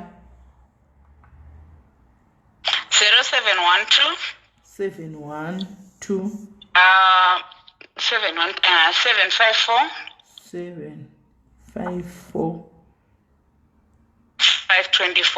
524 524 saka zita ndonyora tani LCELSIE right. Iyi ndo yaLC ari kubulawayo mudhayari ucho guys. Kune vanokwanisa kumubata kuti vamupewo zvaari kushuvira iyo pani iyoyi yaari kuda kana kuti madhaipasi unawo kana kuti une vari mubulawayo munhu achakwanisa kuenda kubasa uyu kuda une bhandle remuriwo kuda une kanyama kawawanawo kuda unosiya 10 kg yehufu vari kubulawayo madiaries kuda une anything 2 liters emafuta uda unoonawo futi namama kuti vakamira say please you are very welcome to go there. Andika nhamba dzake ndapin up munomubata moona kuti chii chiri kunidwa. Andika iyo poto iyo iri kudiwa ine pani anti mazviona kana zvichikwanisa kuti mudi muvaitengerewo hanzi smeli awo yami yafriza seko pane comment ya bro wangu yatavi yaketi tavizora kuti udi okay I'll conduct you dear tomorrow. Right. Pane ari kuti achandiconducta mangwana ndofunga ndikaida madetails ako but guys ndaisa madetails aya batai munhu direct. Handitika batai kungoti Keti is my friend so Keti can come nekwandiri zvake the rest batai munhu direct. Handitika mubate munhu kana muri kuda kubatsira nepoto kana muri kuda kubatsira nechikoko madhaipa moisa straight ikoko anti mazviona motaura naye make arrangements. Handitika tongoziva kuti vabatsirwa kana muri kuda kubatsira ne$5 kana kuti ne10 kg yehufu kana chingave chii chao batai nhamba ndaisapa.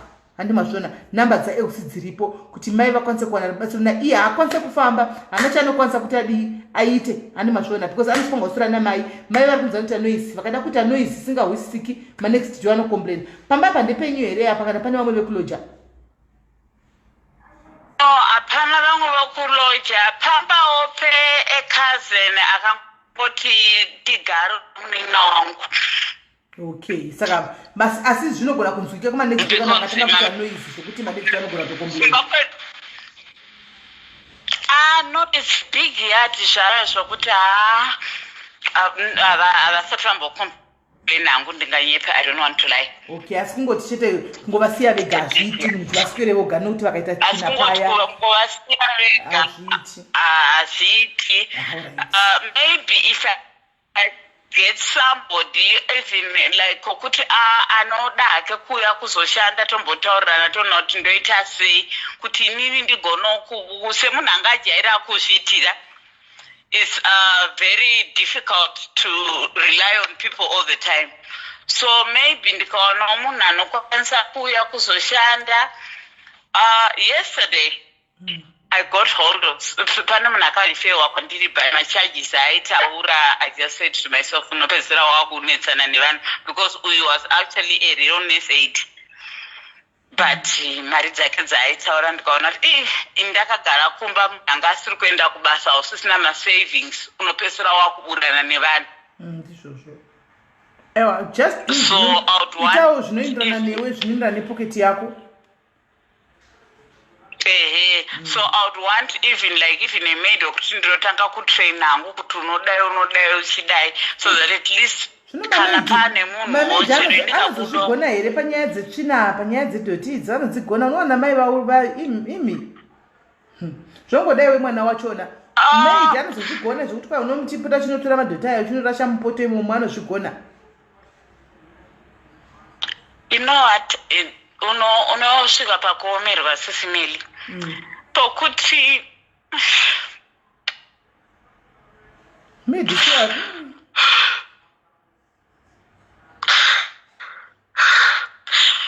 you can't always depend on people.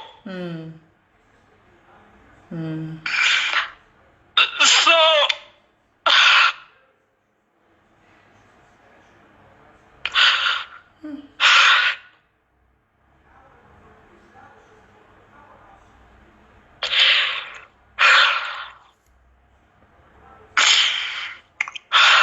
masora ako my sister, sora ako funge. Sorry ako funge.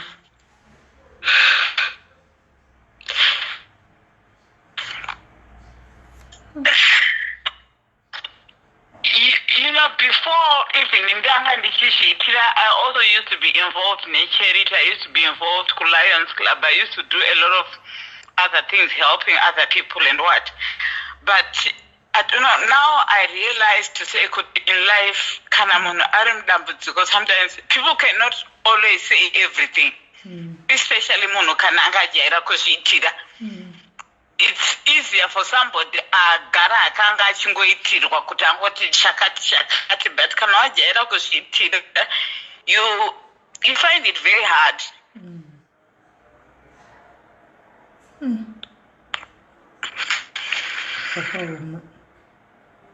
Sorry ako my sister, sorry. I just hope that there's gonna be a way out kuti ukwanise kuti zvingoita. I don't know how, but God will make a way, my sister. There's light at the end of the tunnel. Tukutaura idi kudai, we don't know ramangwana, hatina plan, but God already has a plan. Don't lose hope. Kwabva kure namai vako uchingoshingirira uchingodaro. I still remember nesoro chinhu zoti sometimes mavheji chaiwo anonetsa kuti anobva kupi. Mavheji chaiwo munoimustori nekuti mubike pane pasina, but still handiti you are surviving. You are still there, you are surviving. God will make a way. God will make a way, my sister. God will make a way. Chingoramba wakadaro kusvikira ameno handizivi kuti pane way yekuti mai vachazopora here kana kuti havapori, but hapana kuti uchata back down kana kuti back away kana kusiya mai vakadaro hazvigoni. Itovachengeta shaisi totovademba namai avo kuti dei takazivawo vakazokura takazoshaika takura kudai zvino takutongoita mufananidzo yekungoona pamufananidzo chokwadi vakashaka tichiri vadikisa, saka vakatokosha mai ramba wakangobatirira wakadaro zvinoita.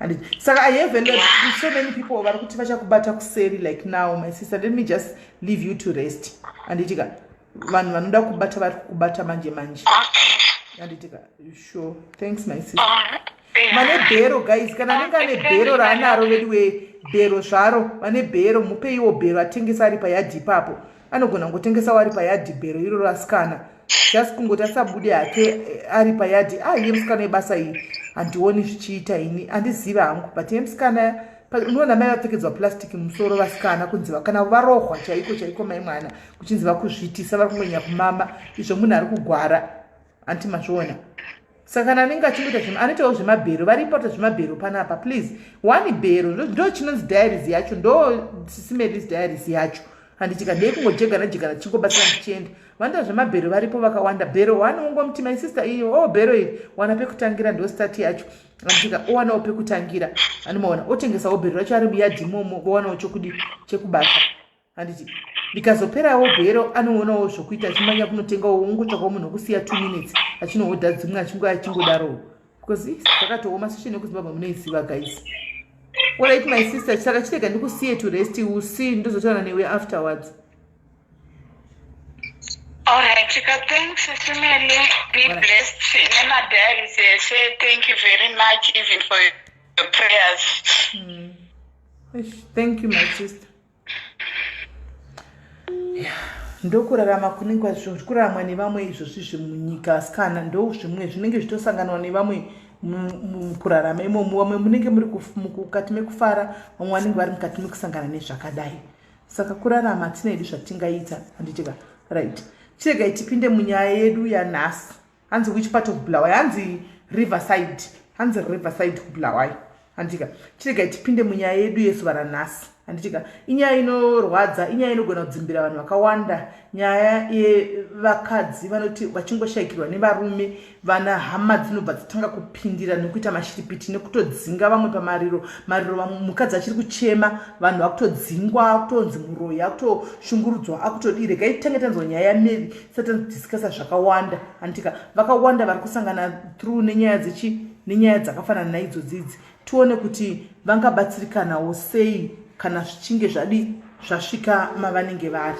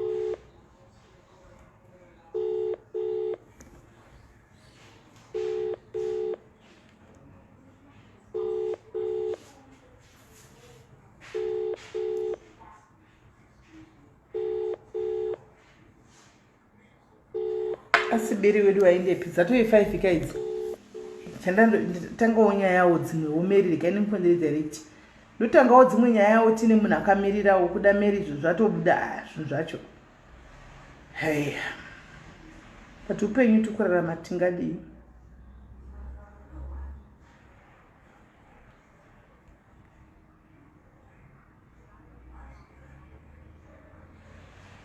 Okay, I'll try for a big. Let me see. All right, she's trying to go back.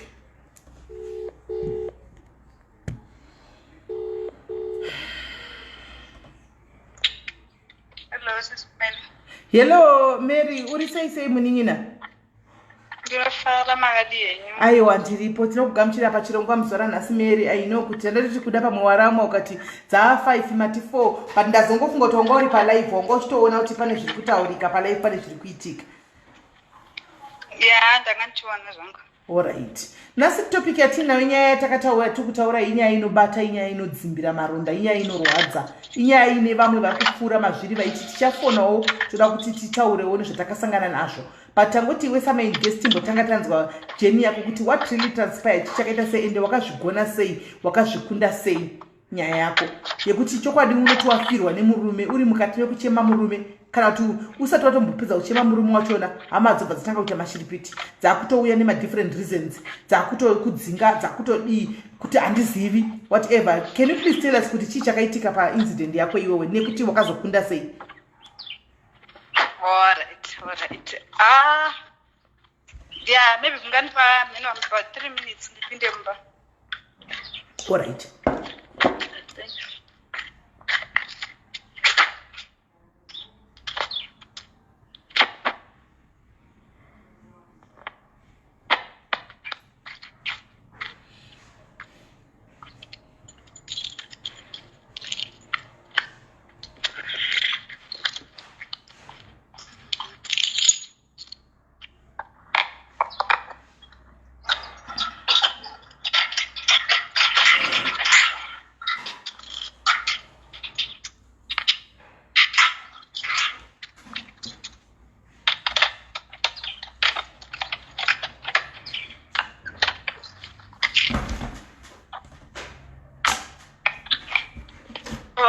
Yeah, it's fine. All right.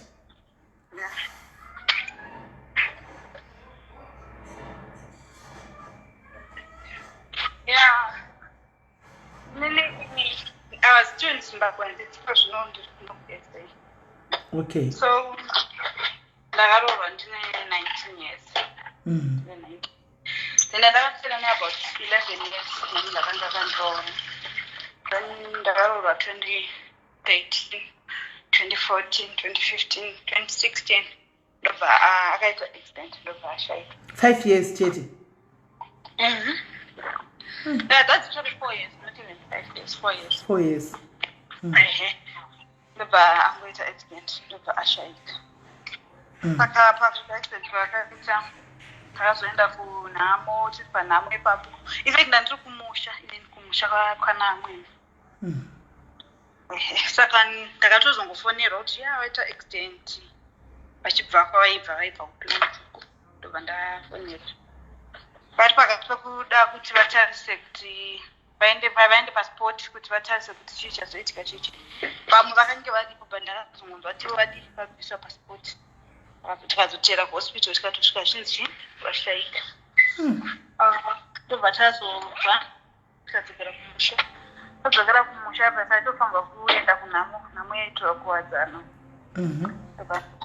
maigara kupi apa maigara ipi tatiri kumusha pane kumusha kwatariri hanzi hatisi kunyatsonzwa hanzi volume iri pasi hanzi volume yenyu iri pasi pane kumusha kwatariri muharare imomo womaigara kumusha kuharare oright ndataenda kumusha but ndaigara kuharare kuwadzana but ndandangoshanya kumusha paperiod yacho pezvakaitika okay akashaika mamatoshanyawo mese nemurume ivo vanga vasara vanga vari pabasa saka kwaitobva kubasa kuzoita extent kwaitobva kuti kubasa oright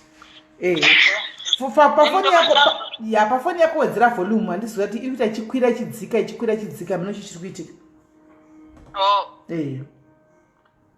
hameno chiyakunzika taura tinza saka tiri panhamo ipapo munongoziva kuti vanhu vanongotanga kudi kungotaurisawo chichi nhamo ndobva yapera ine isati yatombopera munhu asati ambovigwa pakabva patanga kunetsa bcause akambenge akaroora zvake before saka nyaya yakazenge yakunetsa ndeyekuti panyaya pakudiwa hembe dzekuti dziende dzichapfekedzwa mushi ndobva patotanga noise toti mukadzi wakatanga kuroora ndiye anofanirwa kuendesa hembe vanhu vakati aiwa munhu ari kugara naye ndiye anofanirwa kuendesa chi hembe ndo pakabva pangotanga noise ipapapo hama dzangu kuendesa hembe kumochari kumochari ora iye mukadzi uyu akanga akambotanga kuroora wacho anga aripo pamariro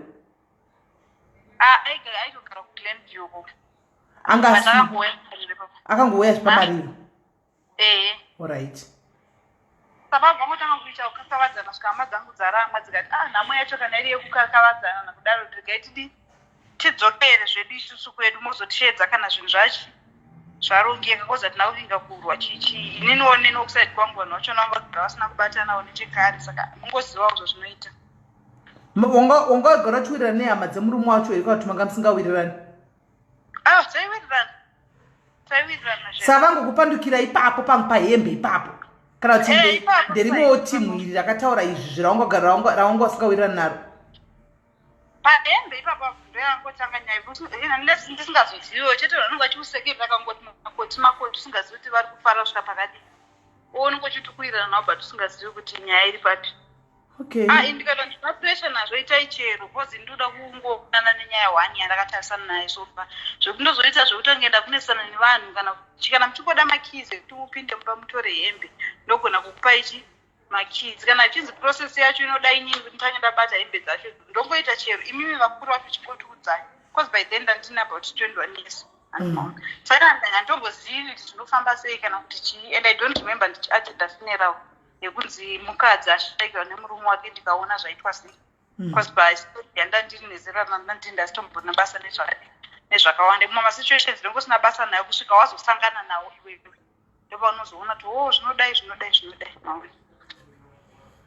saka ndakazozvitora hembe ndikavapa vana tete nana mbuya vaienda vati ndobva following day munhu ndobva avigwa after burial inini handina kuenda kumba kwedu nehama dzangu ndakasara kunokuwa namwene kuno handina kudzokera kumba uko kozi imwe nyaya yakashandisa kudzokera kupa majeti enyaradzo nesituation yandaizive kumba kwedu ndaigona kana kuzoshaya futi mari kudii yekuzodzoka kunyaradzo nezvo kuti ndozongouya kumba chi once after nyaradzo yacho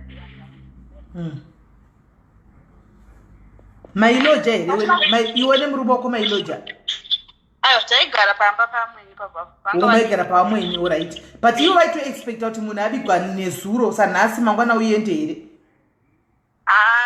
mero like panoparadzana vanhu vakudzokera after 2-3 days zvesvo vanhu vekumba kwedu vaida kuenda chibva vaenda nini vakati anozodzoka hamwene vangu ndobva vatoti aiwa hazviiti kuti tinoti munhu obvadi abva atoenda chichi anozoteera ine ndobva ndangozongoti nekuda kwesituation yekumba kwedu ndogona tozongoshaya futi mari yekuya kupi kunyaradzo kwacho rega ndikogara kana kuri kuzoenda kumba ndozoenda kawani saka apa hama kuti dziti hatiende vanhu panga murume achangofa kwakuri kutoti ngatiende nekuti vanga vaona situation yezvinhu zvaitika panhama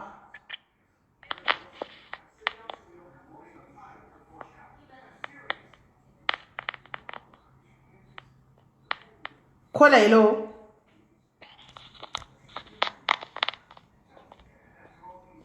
kola hello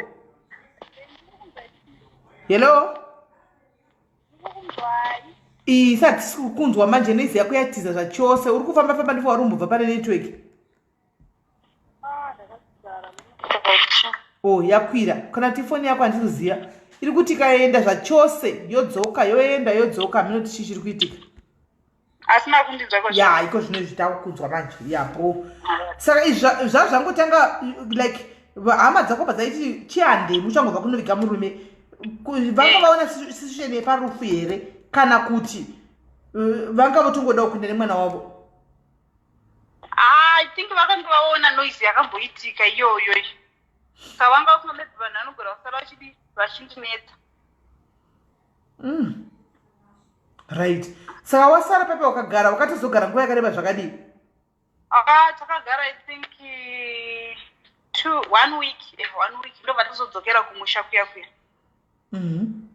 tadzokera kumusha uko papa nana mai niniwo koza amwe wangu vanga vane vakomana chero vanga vane vana vakomana chete saka vamwe vakomana 2 vanga vane madzimai vavo vaigara pamba ipapo saka tatiri varoora pamba ipapo ndobva vangotanga yonongo usingazivo futi kuti vanhu vari kutaurira kunzi chii kumasaidi vanobva vachifamba kuti madzoka navo maiguru chichi hameno kuti vaitaurira kuti chii after I think 2 mama muna kutanga kwaApril kozi vanga vashayika muna February kutanga kwaApril and nyara dzefa kuti month end yaApril kutanga kwaApril vamwe mainini bamini ndobva vanetsani mukadzi wavo vachingonetsanetsa ndobva vandisheedzawo samaigi vameguru yemunzwiro panapa chichi ndanetsana nemudzimai wangu nyaya so saindangotaurawo nyaya kati chitange tiri kungotokawo samaiguru achedzwa namainini kuti munin'ina wenyu ari kudai ndobva ndadi tovandaa mainini makakanganisa pakadai ndobva totanga topopota mainini ere imimi munozvipindira papi zvemba yangu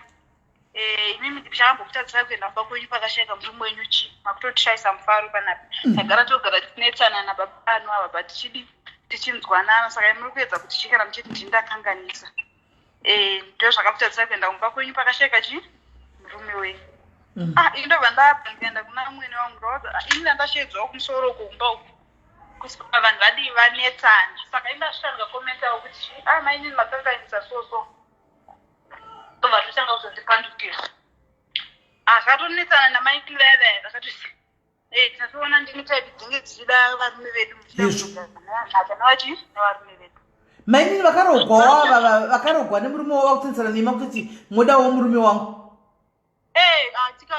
tikatonetsana but amwene wangu havana zvakawanda zvavakataurawo nawo sebereki ndovaifanga kutokomenta kaprom ipapa waive nemwanapo herewe ndine mwana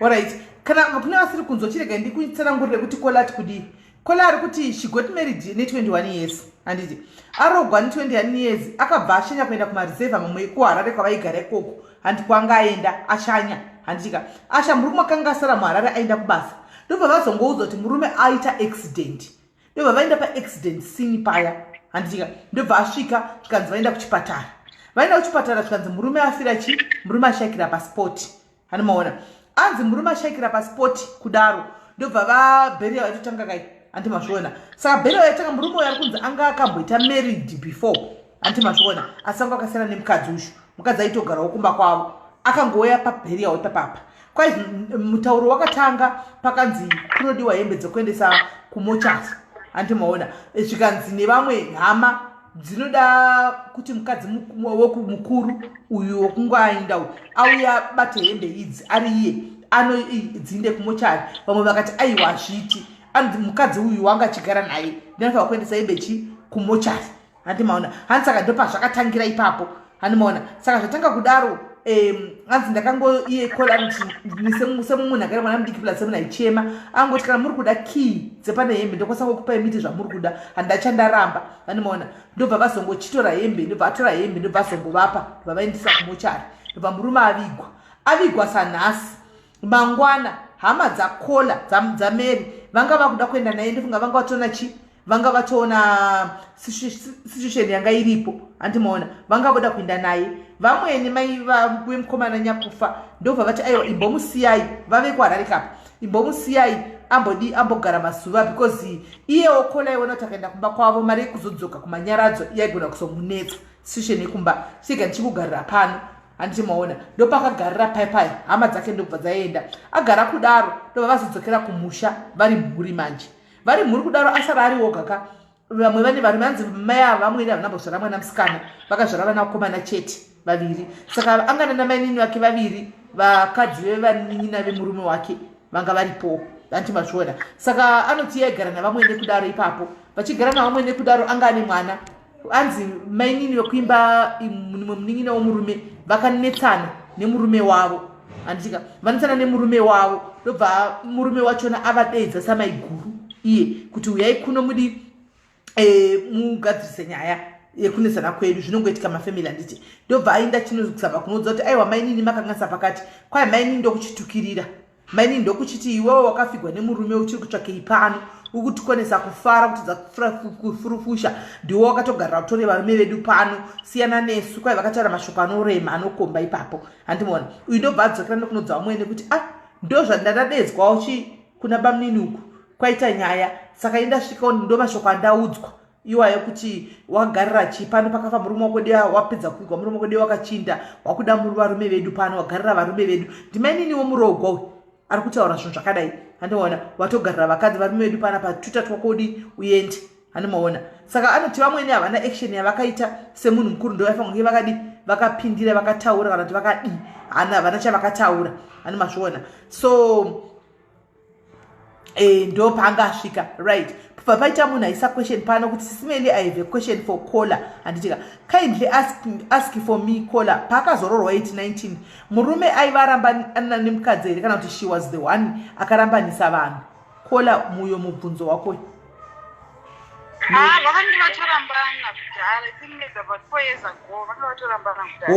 vakatoende 4 years vasiyana ukazopindawo 4 years later ukatowana munhu atosiyana asina munhu alright I think you answered right saka vamwene vasina kupindura kudaro vasina kupindura nyaya yekudaro chii chakazoitika takazongogara tichingoita ketimbonesana mainivaive kusvikaenda sikauzoti ai mama ndikuda kuenda zvakati munongoshingira zvinhu zvavasina kuenda pekutanga unogoenda sei madhezi enyaradzo adi asvedera chingomira mwedzi upere zvenyaradzo zvidiki zvipfuure tizongotangira ipapo baba munongoti mungaenda kupi zveshuwa kuti mufanira kugara panapa kusvika mwana taonawo takura mozoenda zvei poshuwa pakapera nyaradzo handina kuenda kumba ndakagara ndikazotanga zvokutotengesa ndiripo pamberi papo ndobva ndazobvawo ndaona kuti ndaane mari yekuti ndingenda kubhadharawo renti yangu ndakutengesawo zvinhu zvangu ndega cause ndakatongoona kuti ndiende kumba futi life inenge yatodzokera pazero chaiko because haingozivawo nenomamiriro akaita zviripo kumba kwedu saka ndakangovaudza ndikupa kuti handisi kuuya ikoko but ndakurilokita kuenda kumafrontera ndopandavachipa then ndokandaona chibasa uye nditenge chikwanisa kutengesewo ndichibetserekana nemwana ikoko vakati fine wakura ita zvadi zvaunokwanisa saka ndakazenge ndangokomuniketana neamwene vangu vakanditi pane infact vari mubamunini vamwe vakuru futi vakandifonera vakati pane mari yabuda kubasa kwevababa vakashayikawa pane mari yabuda kubasa kwemurumbu wenyu munokwanisa here kuuya kuti muuye mutaundi tisangane tiite mari kuti muiwana sei mari isososo mari yacho vaitokupa yavo imimi vaida kundipa okay saka ina handina kutoziva kuti yakanga itori nenguva mari yakabuda yatomboendwa nayo kumusha kuya yagarirwa pasi handina kuti yakarongwa kusvika pakaita sei ndakanosangana nabamunini vaive ndobva ndatovati vakati handikumba ndobva ndakumba kuya kuwadzana kuya vakasvika vakandiverengera mari yavo vakandiverengera vakati imwe asi muchibva panapa endai nekumusha uko munoona mama ndokutsvake kuda imwe mari monzwa kuti mari munenge muchiwana sei ndikabva ndikaenda nekumusha kuya ndikandotaurirwa kuti mari yabuda ndii vakandiudza imwe figa bamunini vakandiudza imwe figa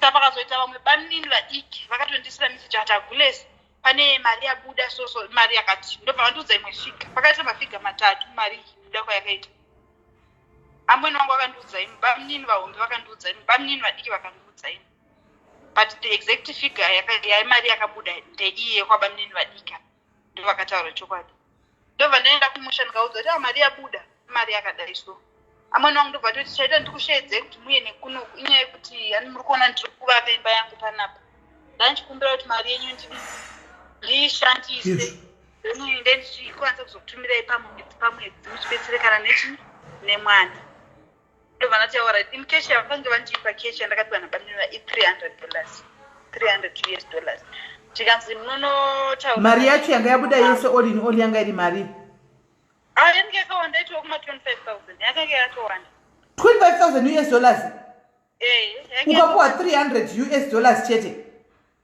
zvikanzi imwe unongochipiwa pamwedzi unotaura kuti pamwedzi unoda mari yakadii because vamweni vangu vaivaka imba hombe chayo kumusheko kwavanga vari koko ndovandotokuti kondaigoti chii ndikaite nharo navo vachiuradza kuti vanga vatoplana nyaya yacho yatopera kudhara ko mari yacho vakaitora sei let me ask ko mari vakaitora sei iwe usipo handiti kunenge uchidiwa vangosinaisiwa as beneficiary here ndandisina yanga itori kambani registeredwo zvayo vakangori makambani madiki saka mari yakabva kuvanhu vakasiyana siyana yobva yangounganidzwa ko vakatidza kubvunza kuti mukadzi wachona ari kupiti pemukadzi ipapo handizivi zvangu kuti zvakafamba sei kozi ndangosisi ndabvawo ndatongoendawo ndakuitawo zvinhu zvangu handina dawo zvitsvaga kuti ende handatomboziva kuti kune mari chabuda ndangoti aidzodzi dzeshema dzabuda zvangodi zvangofarana zvakadaro okay saka ndobva vakukwereta ivo vatora kudhara saka apa vari kuda ambuya vamwene ava vanga vane mari yavari kuti ndoda kuishandisa inini ndizokuzosera mbichana pa 25 vanga vasara ne 22 kune ndo mari yakasara rendi nezvandinoita zvinondipa mari pamwedzi plus yemaroja handingati azvinge ndichikupa mari iyoyo chii pesendi yandofanira kukupa pamwedzi usvika mari iyoyo inopera uchibetserana nemwana ko ndaigoramba chindasvika nyaya yataurwa kudhara mari yatokoko nechekare yandapiwa ndo yandapiwa imwe yese handina kana kumboiona maziso ngaurachi okay it's fine ndobva handina kutomborara pamba ipapo musi wacho yoyo kozi ndaisada kunetsana namai ndobva ndatoti ndakuenda vatodoka ndakuenda ndikabva ndikati ndikaita mwedzi wekutanga vakatondisira meseji mwedzi unochera wacho wapera kozi ndanda kutoita zvangu zvemabhero nemari yayo vanga vandipa plus nyenda ndagara ndikatanga nayo business ndobva vatondisira meseji mwedzi usati watopera mwedzi unoyu panini vako vandaendesa kuchikoro kunyadire ndovandabhadhara fees handisi kukwanisa kuti ndikutumire mari asi unokwanisa kutora grosari remwana kunoku zvauri kuda ndikati ehoi mwedzi uchipera ndaganda ndikanditora chikafu chemwana nemapamba emwana kozi mwana akanga atosara ari kudika akasara ane 4 months ndobva ndanotora kuti chikafu cheche ndobva ndadzokera kuimba saka pani pakazorwara mwana ndikati mwana arwara ndanchikumbira kuti munditumirewo mari handina mari it's not like mari ndandisina semunhu angakutoitawo zvemabhiro ndichitengesawo mari ndaive nayo pandaingokuda kuti sezvo mari yakabuda chinzi yakanangana neni nemwana udzibetserekana ndaida kuti shande basa rayo maona ndoti mwana arwara ndanchikumbira kuti angaita tumaronda mukana ndobva ndoti ndanchikumbira kuti mari ndobva zvinonzi uyai nemwana kunuku mudi timutengere mushonga kumafamasi ekunuku vakatimuona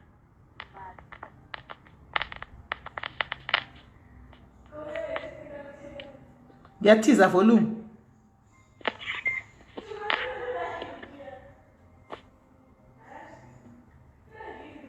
yatiza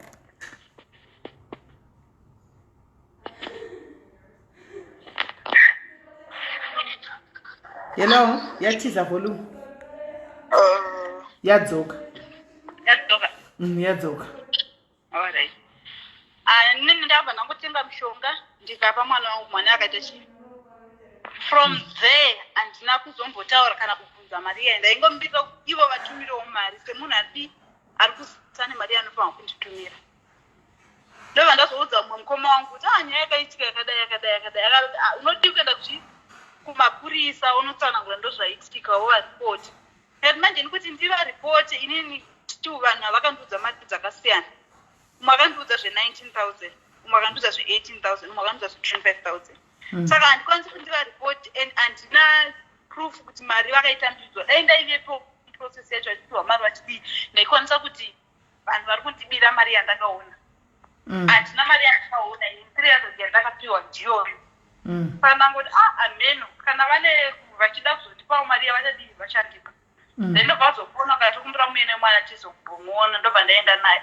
kutsvika ndakatosvika imba yayo yapera yatoiswa maroofing tiles yatoiswa matiles mumba yatoiswa mafiteti kabhodhi yatonaka vatopedza kudii kugadzira imba yayo handina zvandakangobvunza ngota tikanzwa mutoiti makorokoto here emba yenyu kuti yadii yapera ndakangoti makorokoto ndachiti ndichataura nezvazvo makorokoto I think that was my last time kuenda ikoko handina kuzomboenda futi ndobva ndangogara kumarondera kwangu kuya kusvika ndazobva ndauya kunoko ndongotaurawo navo pafoni muri sei ndiri right kuri sei saka nyaya yemari zvakatongovharana havachatauri nezvazvo havanomboita ndizvo zvonena ndatomboibvunza mari iyoyo kana kaomana guys it's possible $25,000 US it's possible by then panguva yayo handiti was 2015 it's possible 2015 mari madhola ndo paranga rakarembedzwa mumuti kwachiyadzwa dhola iri pese pese ranga rakariripo pese pese dhola riya rakata kuti ti mai mwana zvokuti kwai Trump ainzani uyu angaripo uyu wokubva uyu Obama akatomboti Zimbabwe munoda kurakashwa idhora rangu ramuri kudai so iri muchidai so iri anomaona ndotami yekuti makambani anga chiriko zvinhu 2015 vanga vachiri vanga vachikwa dollar ririko vanhu vachiri kupiwa madollars zvinhu zvichiri kushanda nemadolars paya panaitenga dhola ndo panaitenga paitengeswa mazai ari $12 kapaya handika ndipapo saka $25,000 iri penjeka kuti iri yenhikiri yefuneral fund it's possible guys it's possible zviri very possible handimaona zviri very possible iko zvino ndokwaunopuwa mabondi iko zvino ndokwaunopuwa chibepa iri risingatengiri asi 2015 vanhu vaipiwa mari idzodzo because US ranga raka ndo madhezi eusa retsvina riya usa rekuti waiti ukaribata kuti iusa here iri kana kuti rinenge dhende so ndo madhezi eusa iyoyo anti mazviona saka mukadzi uyu wokuenda mukuru aive nemwana we anga ni mwana saka pamari hapana kupiwawo kana sendi then obviously takapiwa hatingakapiwa because aitwa nemwana muhombe angato about I think grade 4-5 mva zvakaoma siungotora tiwo kungodlayo 23 and vamwene vacho vakangoti izvi ndezveimari yangu iya ndechindai munozvionera ikoko inga zvakaoma saka ndinazombobvunza kuti azodii kana kuti chii ndakangoramba ndakadii ndakanyarara nambovabvunza kana ndasanongoisa meseji mboyai nemwana timbomuona kupi imakadla 23,000 yake munadogara nemwana saka murume aiwa hanzi nakola mari ina ndisingatomboexpect even naiye kubasa anga singatoziti kunobuda mari dzakadaro anomaona anga singatoziti kunobuda mari dzakadaro kwanzi imari dzakangocontributwa kubasa kuku anga singatoziti kuchabuda mari dzakadaro naiye akatoshamisikawo chakaitwa ndechekuti vaimboimba neumwe muzimbabwe like pakati mashows avakaita nemuimbi vaingoti ndeye kureisa mari yekubetsera mhuri yani anga ari muimbi maona muimba aizikamwa wemuimba anozikamwa ndevapi ava muri moyo kana musingamaindi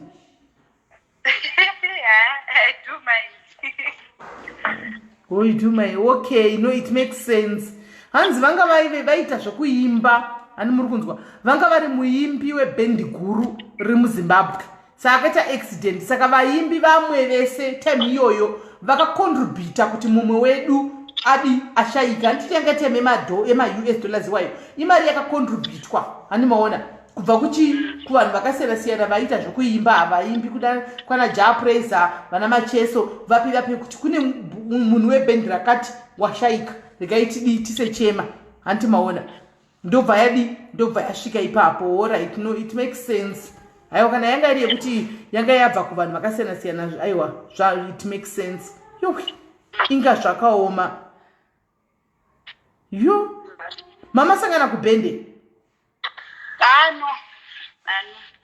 masangana kubhendi zvakaoma aya inga zvakaoma right thank you very much rekatinzwewo vamwe vane nyaya dzavo vakatigwa nenhingi saka but property hauna kutora gwako furniture handina kutora zvese kozi pandakachita njenamarude nekuti andikazonya hauna kutora wakasiya furniture zvese wangobuda iwe handina kutozomboenda kunozvitakura mushure menyaya yemari handina kutozombonozvitakura zvinhu zvacho zvakaoma right rekatinzwa vamwe vachakukola timbonzwa vamwe vakasangana nadzo dzetserengwende idzi pachinge pafiwa hama dzida kunzara property kana kunzara mari kuti zvakafamba sei alright thanks ende vamwe vana mai vachitoziva kuti kunobuda mari mai mwana undodzingwa pamariro chaipo mai mwana unotsvagwa chinyaya mai mwana kuti unyatsodzingwa pamariro mai mwana saka nimunoona toda kuti munyatsoona kukosha imi varume kana muripo techida kuti nyaya dzakadai semunyatsokuona kukosha kwekuti zvinozoitika kana muchinge mafa mukasiya musina kunyora mawill handika kumabasa kwenyu kana kuti musina kusira vakadzi venyu something chinenge chiri muzita rake zvinoitika kuti hama dzine undyire hama dzinotora panonzi pafiwa havana basa nemunhu atofa hama yavo yafai vanenge vatove bhizi kuda kutoti hembe dzamaiguru vedu dziri kupitipe zvinhu zvasisi vedu izvi zvinhu zvemukoma wedu izvi handimaona vari kutora property ndeyevakurwa navo yevakuda handimaona ndoyavanenge vakudadi isusu we respect privacy yemunhu kana munhu asingadi kutaura zita remurume wake akashayika panguva iyoyo for her own reasons we respect that we can't put munhu pakona kuti tipe zita kana munhu ati I do mine angwasita zita remurume wangu we respect that antika but isusu nyaya yake atiudza ende takungodhila nenyaya yekuti zvinhu izvi zviri kuitika guys varume vakawanda kana vari pano please dzidzai antika dzidzai izvi whether munhu ane muchato tikuona hama dzakawanda dzichitorerwa zvinhu mucheto uripo zvozodzoka nekoti handimaona kana kuti panotoita kuroyana chako chaiko munhu akuinvolva koti hama dzamiramira semweya wetsvina kuti tikutora zvinhu handimaona umwe mukadzi anosiwa asina kana pekugara nevana chigara panze handimaona hama dzatora and they don't care kunochinzi imari yani yama yedu waishanda epiko waishanda iwe chero waishanda kunochinzi imari yechi yama yedu saka tichida kuti zvinhu zvakadai so ngazvite eleseni kuti kune chinhu chinonzi will ngarinyorwe handika kana usina kunyora will chiwana paunosiya wanyora paunotenga zvinhu zvako izvozvo nyoresa mukadzi wako as a beneficiary animaona nyoresa mukadzi wako sabeneficiary kuti kana ndichinge ndafa inini mukadzi wangu anotora zvise nevana handisingazivi hangu kuti mai ava varume vanenge vachizoita basa rekuti vanoita basa rekuti paanoshanda nemukadzi wake mumba chiti kushandira iwowe nemhuri yangu anoshandira mai vake mhuri yacho here handizivi right tina kola ari kufonawo panapa right yadona right let me call back tinzwe vamwe vari kufonawo kuti vakasangana zvakaita sei let me try and call you back tione imi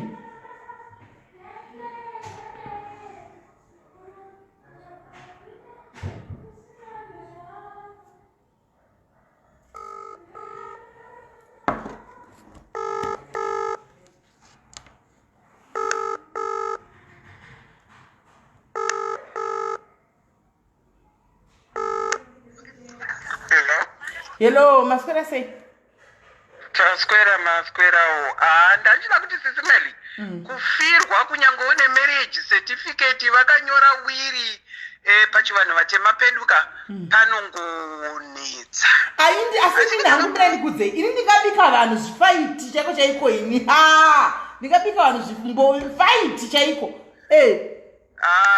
sisimeri kutaura makagara pacheya pamuri apa mwana wamai yangu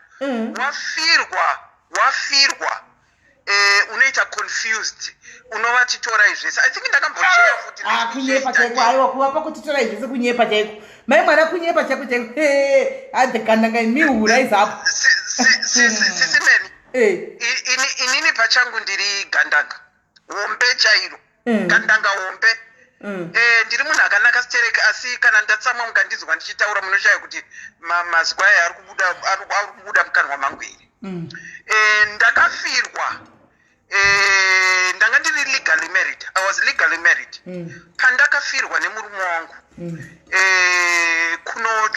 kuenda kufuneral parlour chaiko yakaita nyaya kudzoka chaiko yaingove nyaya ndasvika kumba ikoko yaingove nyaya vaingoti kana vakagara tumeeting twavaina handiincludiwa hapana chandinoudzwa chandinoziva neugandahonga hwangu ihwohwo ndakapusa kuti pakapera funeral ndakati siya henyu baba mukuru vacho vatore motikari yacho kana vachida imba yacho vasiyei vatore zvavo unopusa sisimeli kutaura kuti ndinoita zvekurwa ka hunge usati wapinda musituation pafuneral chaipo ndopakatanga kundirakidza kuti kwatiri kuenda kumakata pabody viewing chaiyo vanhu vakamira mukiyo yebody viewing kungonosvika mai kubva ranzi kwidiba ndakabvunzwa kunzi uda kuti tivige murume kupi ndikataura kuti ndinoda kuti timuvige kumusha ndikabva ndakudzwa on location hwangu I was born bred in Harare zvekumaruzevha ndaikata kutanga uzvizivo lokowo pandakaroorwa zvikanzi zvako zvokuda kuti wavigwe muno kuti vana vazoti kana wakura hapakataurika pano anovigwa kumusha anoviga zvapera ndofunga ini ndakasuduruka panzvimbo 2 days after the situation yaingovepo 2 days after avigwa mukadzi mwina wangu akati mai guru zviri kuitika pano muri ngozviwana ini ndakubva imi muri ngoita zvekupusungwara mukasara muri pano amene henyu amenoti anokumiririra indiani mukadzi nina chii mukadzi kina murume mukadzi womuningina womurume mainini alright mainini saka ndakasuduruka after 2 days yepano ndadzoka apa hembe dzichiri dzakahenga modropuka dzemurume handiti panonzi muzukuru ndiye anofanirwa kuuya kudzikatanura iwo mukadzi aubvumirwa kudzibvisa padziri kana munhu afa ndochivanhu chinoitwa saka ndadzoka kuharare vakaramba kuti muzukuru aifanirwa kuuya kuzobvisa hembe abviswa auye kuzodzibvisa adzipete muzukuru akazoficha 2 years after kuzotakanura hembe pakuita zvekufambira izvi uri legally married kukoti ndakaita procedure yese kunzi unoadvertisa munewspaper zvobuda kana paine anochikwereti ouya mozopiwa date kuhigh court wolista maproperties aripo nemotikari dziripo uchiisa mavalue ukaundervalue vozotsvaga value wavo wanofungira kuti ndiyo value yemba yako. Ndakaita proper procedure yekupeya netaxi kuzosvika pakupiwa maletters of administration. Asi tiriko ikoko vanoti vanoda hama dzako, even uri legally married vanoda hama dzako 3 nehama dzemurume 3 kuti muagriye kuti ndizvozvo vachinzwawo vanongoti vachinzwawo, asi kana paine dispute even uri legally married vanotrai kukuyananisai. Handiti tete hanzvadzi yemurume vadiki vacho vaizvinzwa uchi vakanga vati muroora tida kuti nekuti hanzvadzi yedu yaishanda mubhanga tida kuti unyore list rese rezvamaive nazvo to the spoon. Inini handikonzidwa kuti ndaishandawo ipapo, asi vaida list rezviripo zvese to the last spoon. Mwari nditungamire henyu ndake kufa ndirini because yowe vakachione chegore iroro ende mberi kola.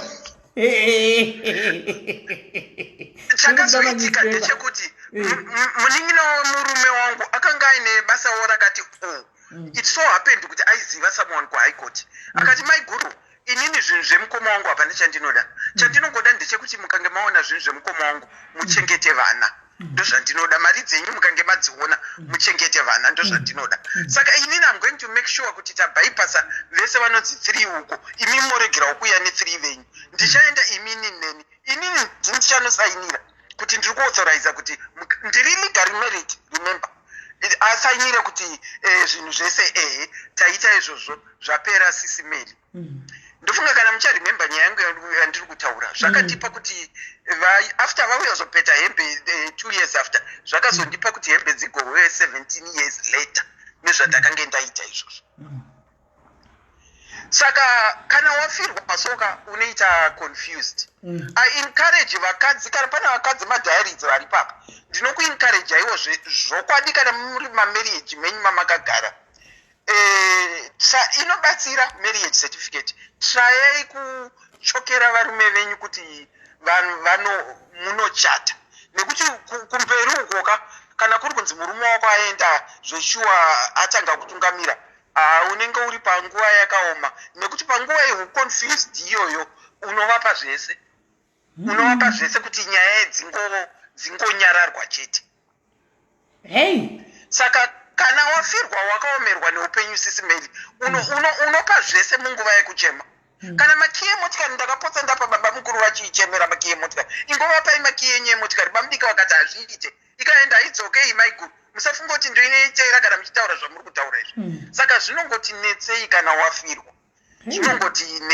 wafirwa, asi ava vakatobhogaravo kumusha kwomurume wavo. Inini ndakazodzokera after 1 month ndakadzokera zvenharo vekwangu vachiti iwe uri kuona zvaiitika pafuneral uda kudzokera, ndikati ndaunoisira murume wangu maflowers ndaarenja natete vaduku zvikanzi chuya tisangane pagrowth point ndozokuendesa kumusha, nekuti iwo hazvichaite kuti ngoere kana wasvika uoneko uri kumarinda anasabhuku anobvunza kuti zvabva nekupi. Ndati alright tasangana pagrowth point paya auko ndine mwana muchichecheka ari 1.5 something achiri kupfeka manapweni ndakabereka uku mudiki wanga achiri mugrade 2-3 ndakabata uku ndine mari wangu amaita svika pagrowth point tagara pagrowth point. Vamwe sekuru vanditi komuzukuru wakagarire pano, ndikati ndakamirira tete vacho vazoti tora toenda kumba tonoisa maruva. Vauya tete vaya vari kubvawo kutaundi kwavo kwavari kubva indabva Harare vauya vati ndakazotaura nevakuru vekumusha zvakanzi hazviite kuti muuyezoisa maruva, saka handei uchitonorarira kumba kwangu maruva ndinonoisa mumba mangu. Asi mama kwe mama sikasabvumidzi kunoona papa kuisa maruva pagore murume wenyu, asi ndima inzi makauraya. Hapana kubuda kunzi ndindakauraya, asi paingonzi tiri kuda zvinhu toda kuti uliste. Ndakange ndaramba kulista kazvinhu, ndakange ndaramba kulista zvinhu. Ipapo mukoma wangu aiganyawo stereki sekutaura kwamuri kuita kuti ndinopenga whatever. Ini ndakaita fortunate yekuti ndakaita mukoma aiganga zvokuganga zviya. Bless her, she's now late. Saka ndakanorarira kumba kwatete because it was late nevana. Ndikafuma mangwana ndichidzoka kuHarare. Grace my kind of girl chaiye Grace Kush my kind of girl chaiye chokwadi ndingabuda mu newspaper mu Herald the following day but endera mberi kola vana vasiya nawo ndakadzokera kuHarare. That was 2001 2002 up to today. I've never stepped foot back kumusha ikoko. Kana kunoona guva remurume wangu pandakangotraya ipapo ka1 handina kuzombobvira ndakadzokera futi up to today. Ndakazosara ndoita zvese zvandakaita, ndikazongosiyawo hembe dzisina kugovewa, dzikazotorwa 17 years after mwana atokura akatonoaprocha kuti weduwe vanhu vese vari kungofa chingwena mafuneral evanhu vese vachingogoverwa hembe dzavo dzatete vangu vakatanga kufa kudhara hadzina kugovewa sei, ndo zvavakazoita kuti vagove hembe. Asi kana wafirwa amai kutaura kunoda usati wapinda musituation madzimai hoyi. Kana wapinda musituation kutaura kuti tinoda kugadzirira kuti kana zvazouya tinenge takatoziva kuti kana zvaku zvichidai zvatiri kutonzwa panapa izvi kudai musoro kutochema wakapfeka shoti kuziva kuti zvinogona kutongodi zvinogona kutongochaya pamariro ipapo. Kana mafirwa nometa kuti maidiwa musha ibomo muchipambuka sei. Iyo igaroziva iyo yokuti vanhu vanga vachikusekerera vachifara newe vachidii vese kana pafiwa vanokupandukira because vanenge vamirira zvinhu, vanenge vakuda zvinhu, handimaona vanenge vakuda zvinhu. Asaka igaroziva iyoyo ini yangu ndikutaura kudai nokuti asi kupindukira kupindukira but madzimai ari pano honestly I encourage you whether zvichizononetsa kuhigh court unozviwana chete zvinhu zvako. I encourage you musagare nevarume mudzimba makangogara muchiti zvemuchato une basa rei, une basa stereki koraiti mama kokana murume wacho riri mushurugu risingadi kuchata saka munhu oita sei vodii vakadzavo ngationesanei. Kana achikuda chaizvo anorambirei kuchata. Kana munoziva kuti kune vamwe varume vanokondoliwana namai vavo chaivo vari mumamereji imomo, munozviziva? Tinozviziva. Zvino kana mai vakati hakuna munhu anochata because izvi zvichembere zvimai zvechirungu zvakafanana nemi kudai munozviziva kuti akangobvira achata maruza saka munenge muchitochoka mwana wenyu kuti usachate iwe saka odii? Kubva mochitaurirana pasaidi kana mai vasikadi kuti achate mochitaurirana pasaidi mochitrai kumukonvinza kuti murume wako agadzire will. Kana vasikadi kuchata ngaagadzire will murume, taurirana iye agadzire will.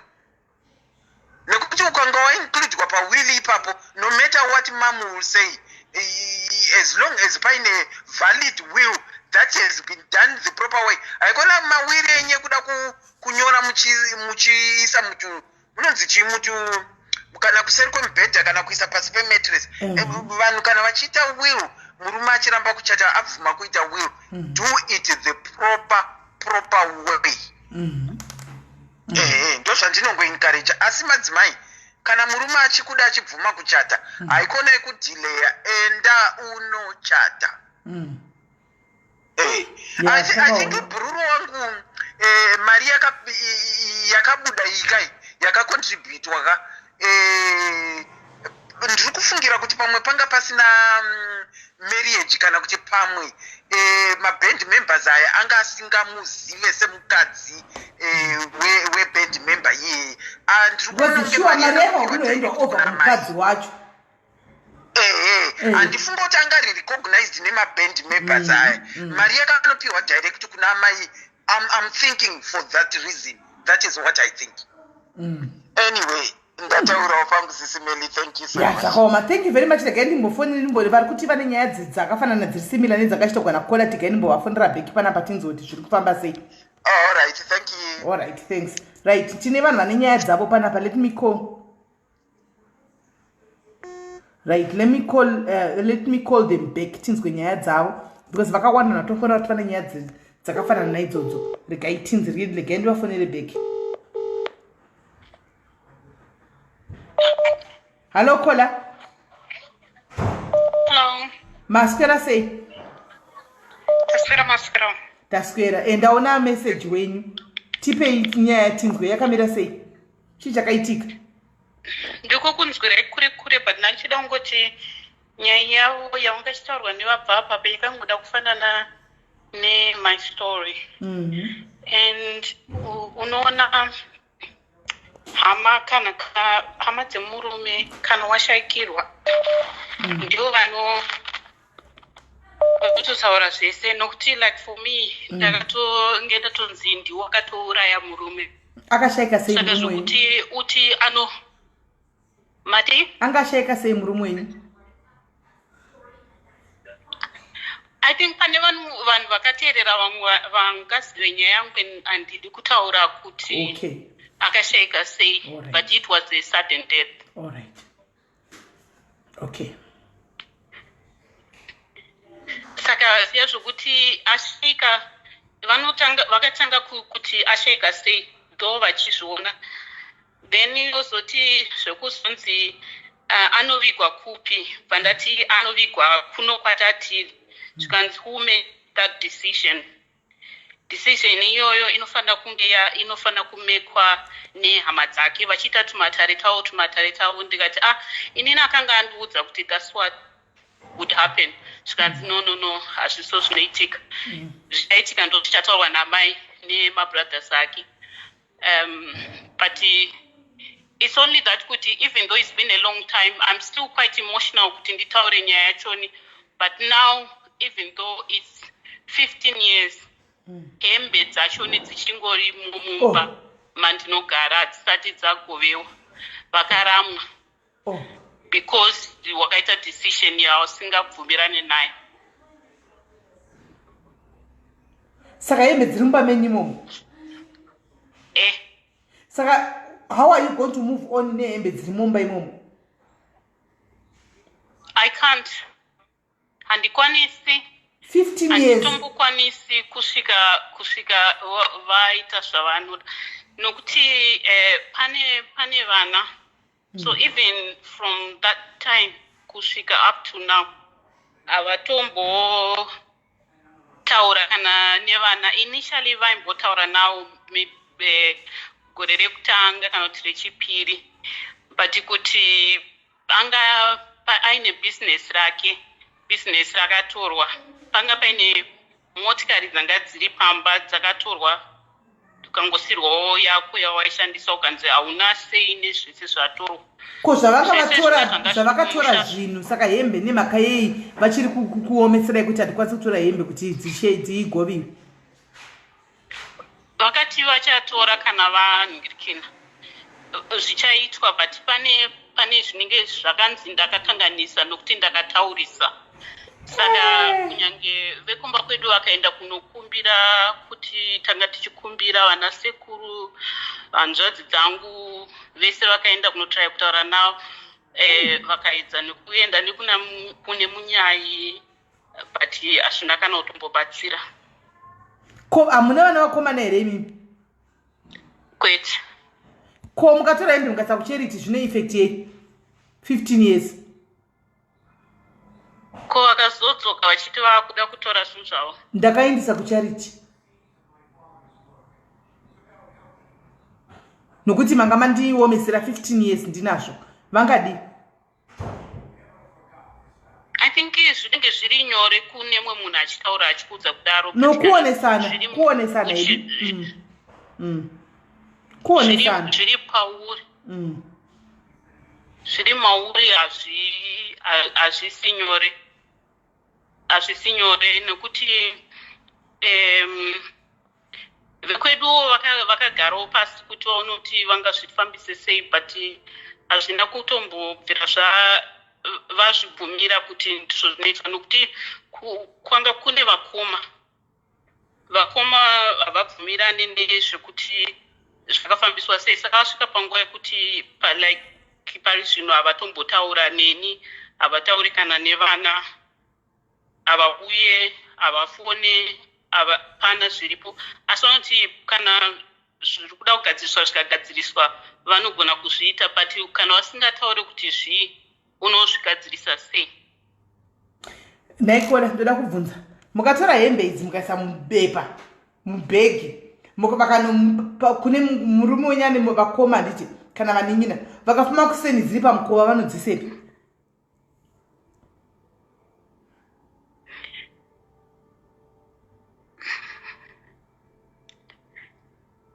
Handitombosiva izvinhu zvandakatotaura kana nekunana sekuru nana mbuya nanani kuti tione kuti izvozvo sekutaura kwamuri kuita zvinoita here vakati zvoni kana iwo zvisiri kukanganisa kugara ingosiya zvakadaro. But pa 15 years zviri kukanganisa because you can't move on pa 15 years. You can't even have a boyfriend inopinda mumba menyu. Because of the hembe idzi. Kana mukaita boyfriend imi ndima kutobuda muchienda kuboyfriend ikoko. Apa pachero mukapinza boyfriend kunzi muri kutanyanga hembe dzemovie.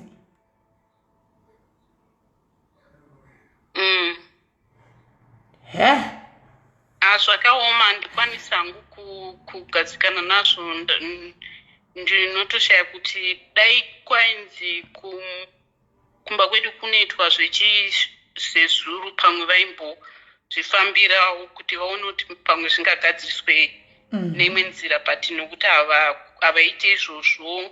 Ndinana sekuru vangu mapasta vakaedza kuona kuti zvingafambiswe sei, asi ndo vakasvikira pakuti tomirira kuti vauya. Yeah, but kuomeserwa 15 years.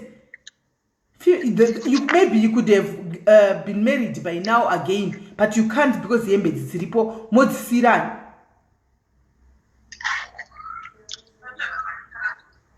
Hapana. Saka muri kusangana navo rini kuti patabaitwe matoks acho?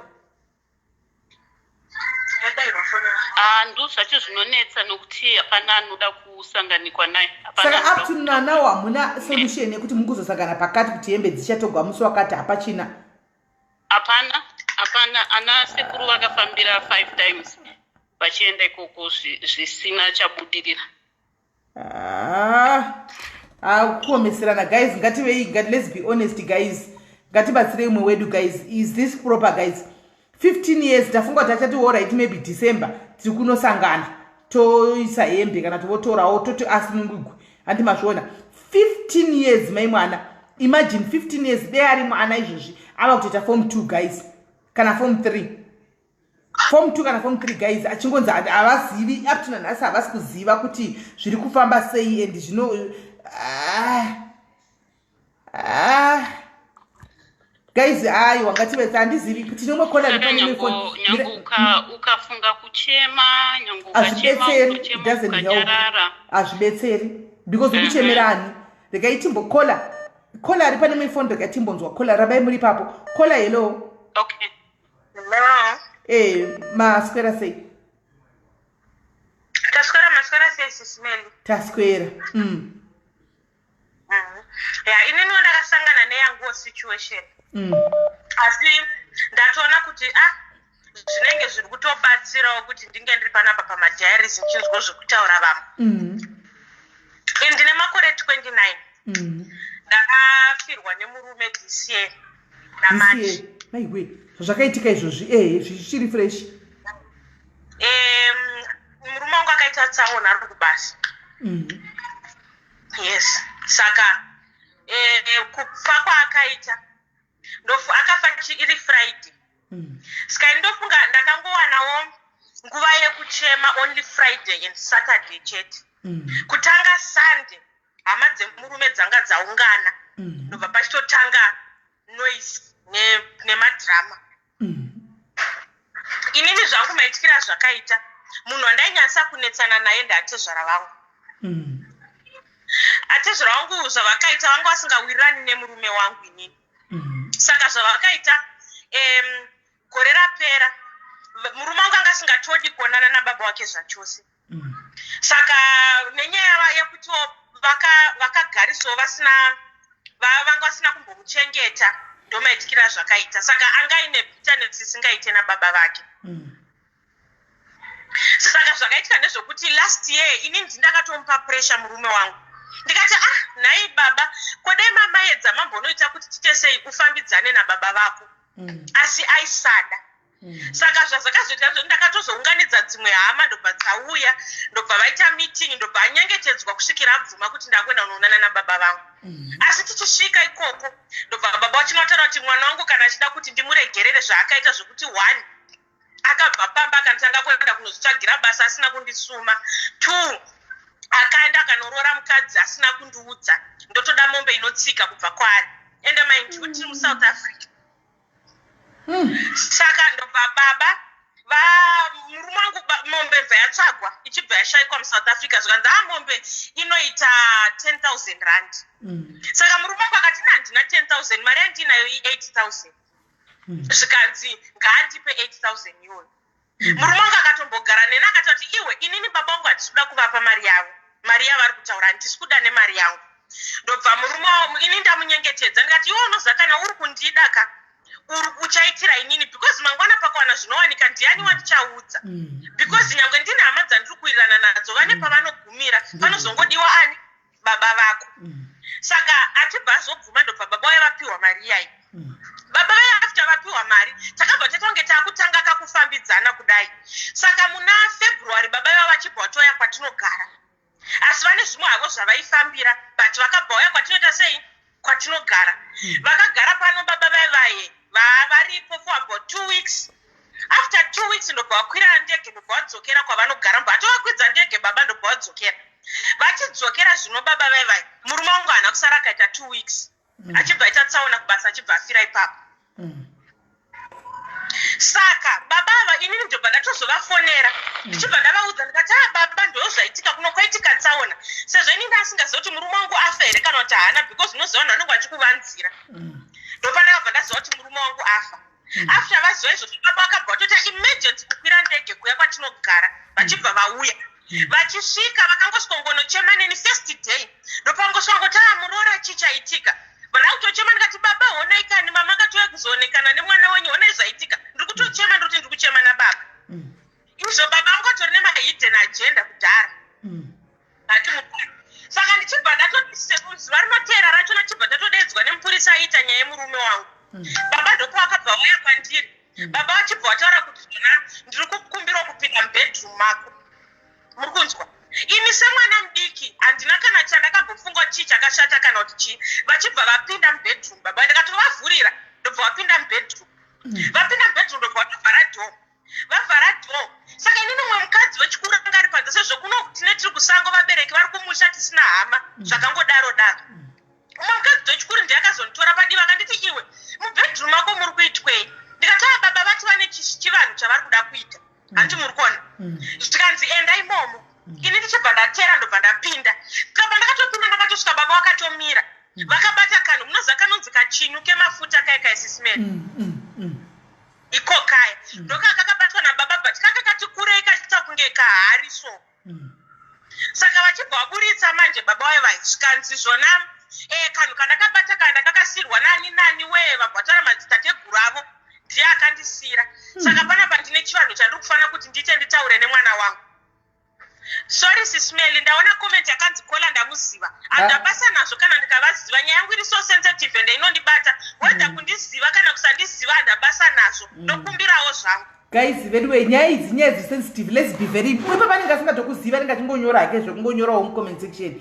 vanhu ngatisadaroi veduwe ngatisadaroi vanhu vari kuita vent out zvinhu zvavanenge vakachengeta mukati memwoyo wavo let's try to be sensitive panyaya dzakadai ngatitrai kuve sympathiza navo panyaya dzakadai ngatiregei kungo vanhu vari kuvhenta out asikana enderera mberi kola okay saka zvakabva zvaitika sisimeli ndobva baba vaive vataura kuti bvisa bhutsu tichibva tabvisa bhutsu tichibva tapfugama mbami yemuyi tapfugama ndobva baba vatanga taura kuti mwana wangu ndini baba wako ndauya panapa ndini baba wako ndauya panapa mwana wangu ndokumbirawo usandifuratire ndokumbira usandifuratire mwanangu ndiri kuziva zvaitika zvisi kukufadza nekwauri asi ndiri kungokumbirawo kuti usatifuratire tivhenekere nzira zvaitika kana hold on caller zvaitika meaning what zvekufa kwake ndizvo zvavakataura sisimeli zvikanzi zvona iwewe kuenda kwawaita mwanangu ndiri kuziva hazvisi kukufadza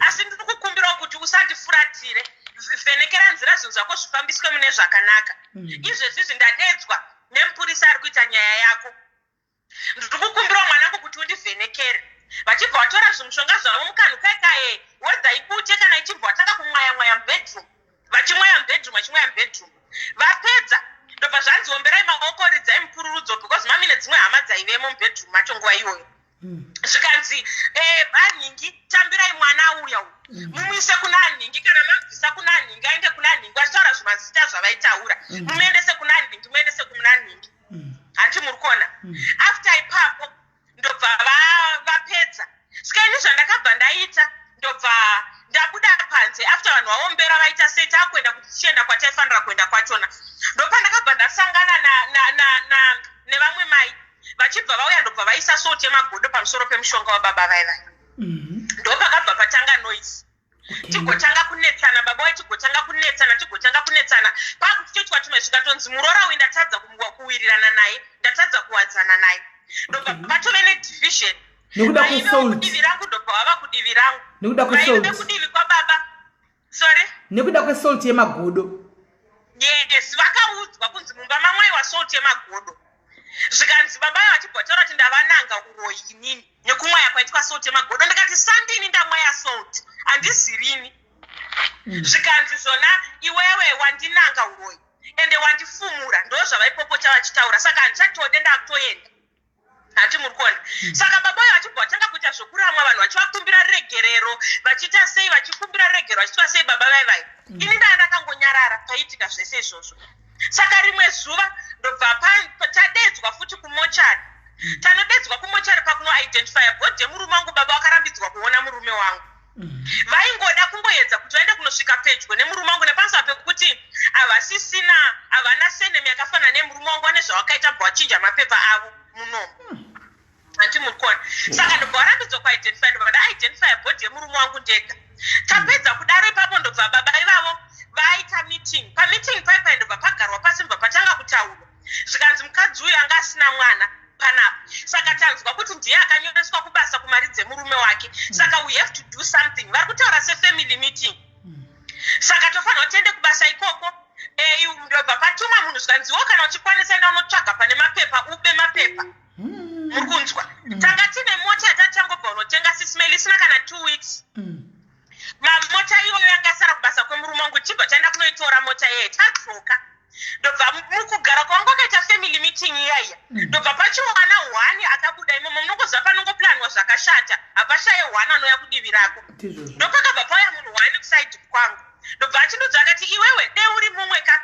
bvisa mapepa akakosha uvige makira motikari kusape munhu pane munhu achatotumwa chaona zvoita sei zvichaitika ende iwo panapo uri kutonzi baba vari kutotaura kuti iwewe nepamusaka pekuti wakaenda ukanoroorwa baba vasipo havasi kutombokuconsider semurora vari kutoti uri hure kana vakakutarisa asi ini ndandatone almost 8 years ndakaroorwa nemurume wangu handiri kunya pasismeli ndakabatikana ndopandakabva ndaita hasha ipapo ndobva ndazudza kuti izvezvi yanguva yekuti ndipukute misodzi yangu hapasina kuchema yanguva yekuti ndichizvirwira ndirwire justice yemurume wangu because magara aita murume wangu ndindaimaziva nhasi ndakupandukirwa nevanhu panapa nekuti vane zvavari kuda ndakabatwa sismeli ndichida kujamba nepahwindo kuenda kuna baba kuenda kunotaura navo ndikati handisi kuda panapa ende baba munhu aigara achitaura mashoko ekuti mwana wangu yeye akanzi afa handiuye kuzomuviga ngavigwe nemabhanditi kwaari kugara ikoko zvakazodai ndakasvika pakubuda sismeli ndikanotaura navo ndakavatasa baba ndikati baba chii chamakatadzirwa nemurume wangu chekuti hamukwanise kumuregerera chii chaakakutadzirai nhasi mi muri kutaura kuti ndiri hure remurume wangu inini pandakaroorwa nemurume wangu manga muri kupi maivemo here muupenyu hwemurume wangu imi manga musipo saka nhasi nemuri kumushungurudza ashungurudzika mafiro ake nhasi hapana kana 5 days munhu afa makurwira pfuma yake tadiko tatanga tenda tanomuradzika mozodzoka motonoti kuda chakati nechakati maona kuti ndinoramba here ndo zvandakataura baba vangu asatonzwisisa zvikanzi muri kumuona zvazodai kusvikira baba ndobva vatuta mabhegi avo nehama dzavo zvikanzi hama dzese ibvai panapa ndobva vanhu vatuta mabhegi vakaenda tichangopinda mulockdown vanhu vakatuta mabhegi ava ndofunga mukarangara sisweli nyaya yangu yakatomboiswa kumvenge inini dzimwe hama dzangu tozoya dzikatozokumbira kuti mubvise nyaya iyoyo. Muri kunzwisisa? Ndobva vanhu vatutiswa mabhegi zvikanzi nhamo hapasina musiyei nechitunha. Ndakaramirwa chitunha chemurume wangu for about 2 months. This year muna March. Kuvheka zvakati jamba. Kuda zvakati tisingasatari. Ndofunga zvakati jamba. Yes. Inini ndakapedza 2 months murume wangu ari kumochari. 2 months baba vakaramwa vachitaura kuti handisi kuzonomuviga. Kusvikira Murora ipapo baba kutonzi pane zvikutodiwa. Zvikanzi Murora ngaatipe mota. Murora ngaatipe makadhi emwana wedu ese ekubhengi. Murora ngaatipe ma-ID emwana wedu. Ayo, nyaya Murora ngaatipe everything chinoti mwana wedu. Alright, nyaya ndakaiona ku WhatsApp group. Ndakaiona ku WhatsApp group. Ku WhatsApp group, yes. Yes. Yes, sis man. Zvikanzi Murora ngaatipe zvinhu zvedu zvese. Inini sismeli ndakasvika pakuita hasha. Ndikataura kuti zvandiri kuita panapa handisi kutadzira murume wangu. Murume wangu zvinhu zvaaigara achitaura kuti inini hama dzangu ndinodzisiva. Kana ndafa ukaona vakuramwira iwewe, tora mabhegi uende kumba kwenyu, nokuti chavanenge vakutambudza inyama yangu, mweya wangu unenge wazorora kudhara. Ndiwo mashoko aigara achitaura murume wangu iwayo. Saka inini ndibva ndataura kuti handisi kuzoita sekudaro. Murume wangu ndakagara naye makore ese aya. Handina chandakatadzirana naye. Handisi kuzomusiya murume wangu ari muchando asina kuenda kunovigwa. Handidi kukunyepera sismeli. Ndakambobatwa nokuti vakandichinja moyo wangu. Ende nanhasi moyo wangu vakauchinja. Ndakabatwa nemwoyo kumbofunga kuenda kunoviga murume wangu ndega. Nokuti anga atambudzwa upenyu hwake, kugara kwake chaiye munhu aigara achitambudzika, aigara achitsikwa nemota, aigara achirobwa, aigara achisungwa, aigara vachimushungurudza mukugara kwake dzingori mhepo. Nhasi vode kuti futi kumushungurudza afa. Munhu chokwadi muupenyu zvakanaka kunge uchinzi una amai. Amai vanokurwira mune zvimwe, vanopfugama vachiti mwanangu, zvino kana uri nherera unorwirwa nani? Zvaindishungurudza pane murume wangu sismeri. Kusvikira ini ndataura kuti murume wangu, ndakafonera vabereki vangu ndikataura kuti baba, inini ndakwenda kunoviga murume wangu ndega. Ndakutenga guva muSouth Africa muno. Ndoenda ndonomisa ikoko nehembe dzake, sezvo aigara achitaura kuti hama dzangu dzikakudai usambofa wakafunga kuti ndichakugumbukira. Unoenda kumba kwenyu, bhodhi yangu kana ikanzi yapiwa mabhandiji, kana ikanzi yatorwa nana madhodha bhini, hazvina basa because zvavari kutambudza mweya wangu, nyama yangu, muri kunzwa. Vabereki vangu vakandiudza kuti kwete mwanangu, usasvike pakudaro. Usasvike pakudaro, unotiparira ngozi. Iwewe mira zvinhu zvinoitika nengweto, ngatingonamata kuna Mwari tione kuti zvii zvinoitika. Muri kunzwa? Ndakagara sismeli, it's not easy kuramirwa chitunha at such a tender age. Mumba munorema sismeli. Imagine mu lockdown, no one is moving. Mumba munorema sismeli. Uchiziva kuti murume wangu pamba panapa hapo, kubasa hako, ari kupi, ari muchando, afa rufu runorwadza. Ndikafunga sismeli pandakaenda kunoidentify bhodhi yemurume wangu aiyerera musodzi ari chando. Ndiri mwana mudiki, nine 29 years, ndindakaidentify bhodhi yemurume wangu nemunin'ino wemurume wangu. Tiri two, all of us we are young, tiri same age. Vanhu vakuru vasvika pakuita zvinhu zvakadaro. Ndakabatikana sismeli kusvikira tagara, kusvikira ndazosarudza kuti I'm going to take a decision now. Zvikanzi murodha hamusi kufambika, tichinzwa kuti murodha hamuchafambika, kubhodhi hakuchapindika, kwakudiwa bhodhi chete. Muri kunzwa? Inini ndakataura kuti inini murume wangu, no matter what, ndiri kuenda naye kumusha, no matter what. Ndakasvika pakuorganiza a memorial service yemurume wangu ndega. Hembe dzemurume wangu ndakaenda ndikanotenga ndega. Ndichinopinda muEdgars, murume wangu angasombobvira akapfeka sutu sismeli ari mupenyu, aisada. But ndakataura kuti murume wangu nhasi achaenda akapfeka zvinhu zvakadzikama. Muswa zvakanzi ari kusarudzirwa bhokisi tezvara vangu chiva chiri panapa. Vakataura kuti ndiri kuda kuita wokupisa, aenda ari madota. It's a waste of money. Ndikabvunza kuti waste of money yemari yani? Yemari yani sismeli? Yemari yani inonzi waste of money? Apiswe aenda ari dota kuti atadzei. Chii chaatadza kunzi anopiswa anoenda ari dota? Ini ndakasvika pakuti sismeli vandiramwira, ndakaenda ndikanotenga hembe dzemurume wangu ndega, ndichipinda muEdgars, ndichisarudza sutu. Ndaisaziva kuti munhu akafa aenda akapfeka bhutsu. Ndakasarudza sutu yake. Mumwe munhu ndiye akazondidzora ndakakutenga bhutsu. Zvikanzi aende nebhutsu. Ndikanachida kuti ndakatenga masocks, ndakatenga 6 pairs dzemasocks sismeli. Ndikataura ndoda kuti aenda wese asatonhorwe. Ndaive ndakafiling kake kuti haana kufa. Ndaive ndakafiling handizve ndandisina kuzvigamuchira. Aende nemasokisi akakwana asatonhorwe. Vanhu vakuru vanga vari kupi? Vange vari kupi? Ndakatenga hembe dzemurume wangu Sismail ndikamutengera nerimwe gumbeze nyowani. Muri kunzwa? Ndikadzoka ndichibva muEdgars. Ndobva ndaenda kuna Undertaker aiita zvemurume wangu ndikanosvika tichinoendesa hembe. Tikanomupa negumbeze rake. Akasvika akatati murume wako ndinaye. Arimo. It's so painful. Zvinorwadza Sismail. Ndikasiya hembe dzemurume wangu ikoko. Zvikanzi taakumupfekedza. Mangwana chiudza vanhu kuti mangwana kana iri Saturday ndopachaita service vanoda kuuya kuzoonekana naye ngavauye. Muri kunzwa? Ndakafonera vanhu kubasa kwake ndikavaudza kuti mangwana musi weSaturday kunzvimbo yakati ndopatiri kuonekana nemurume wangu akuenda kumusha. Zvisina baba wake mukati, zvisina ani mukati, vanhu vese vachijamba. Baba ivavo ndobva vazvinzwa kuti inini ndanga ndaorganiza kuti murume wangu akuenda kumusha. Ndobva vatanga kuforwarda maaudio kune vanhu. Zvikanzi udzai vanhu vese vari kunzvimbo iyoyo kuti vari kufambidzana nemukadzi yeye, vachiwirirana nemukadzi yeye. Ndine zvinhu zvandiri kuita pachivanhu. Wangu mwana haendeswe nemutorwa kumusha inini ndiripo.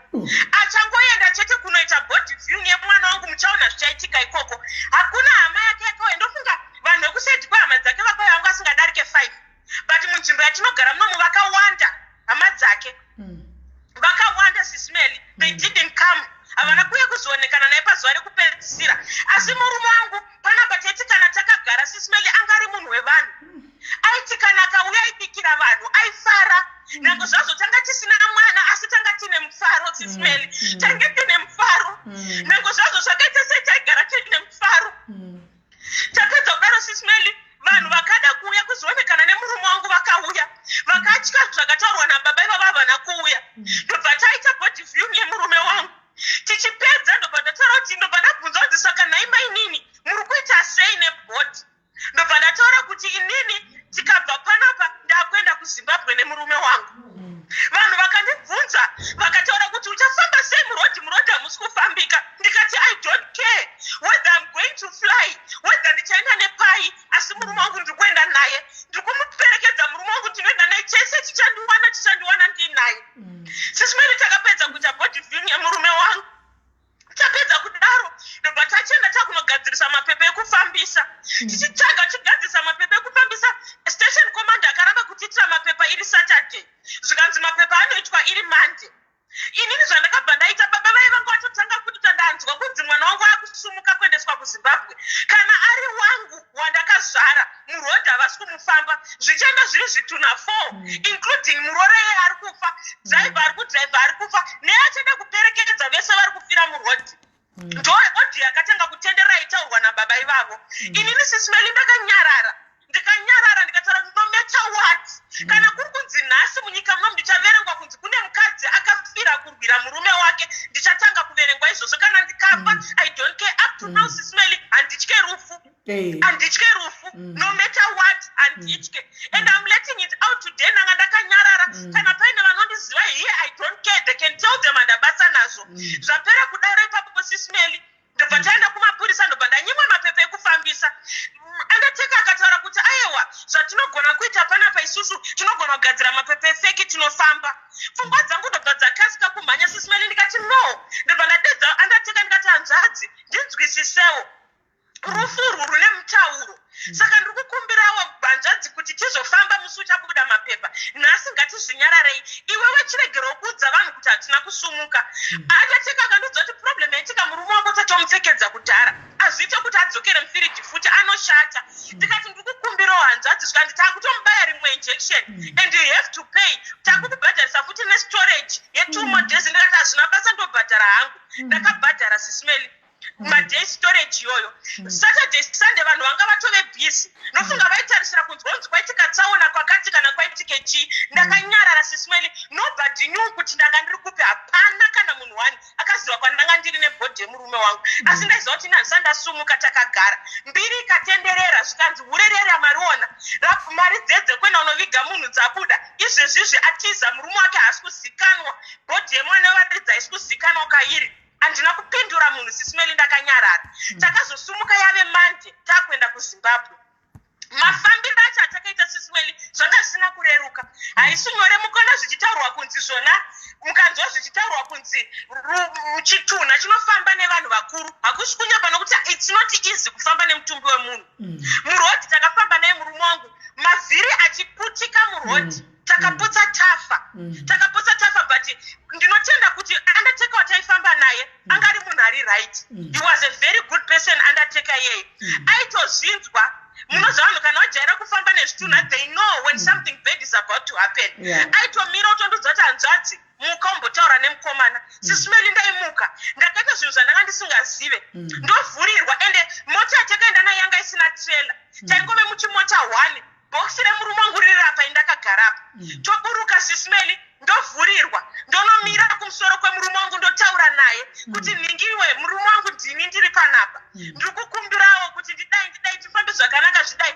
That was how I survived the journey kusvika ndinosvika kuzimbabwe ndaifamba ndichitaura ndasvika pabhodha sismeli ndakaburutswa pashell garage yekupinda mubage bridge ndopandakaburutsirwa nemota patikaburutsirwa nemota ipapo because ndakazoenda ndine hanzvadzi yangu nevamwe sekuru vekudivi rekwamwe nevangu ndobva taburutsirwa ipapo tibva taenda nekusango murodhi muchikuru kumvura kwekwe kwanga kusati kwatomboekana nemota yaiyambutsa vanhu takafamba netsoka sismeli takasvika pabhodha na4 am tichiburuka mota tikapinda musango tikafamba takazosvika kubage bridge napast 10 takafamba for 7 hours ini ndiri munhu ane miri muhombe sismeli ndakafamba kusvikira ndaneta ndichingofamba ndichitaura kuti hanzvadzi murume wangu ndokumbirawo ndipo simba rekufamba ndichingisewo mwari vaineni tichinosvika kumvura ndakanopinda nemumvura sismeli ndikanobudikira kundofamba neuko kusvikira tasvika kubage bridge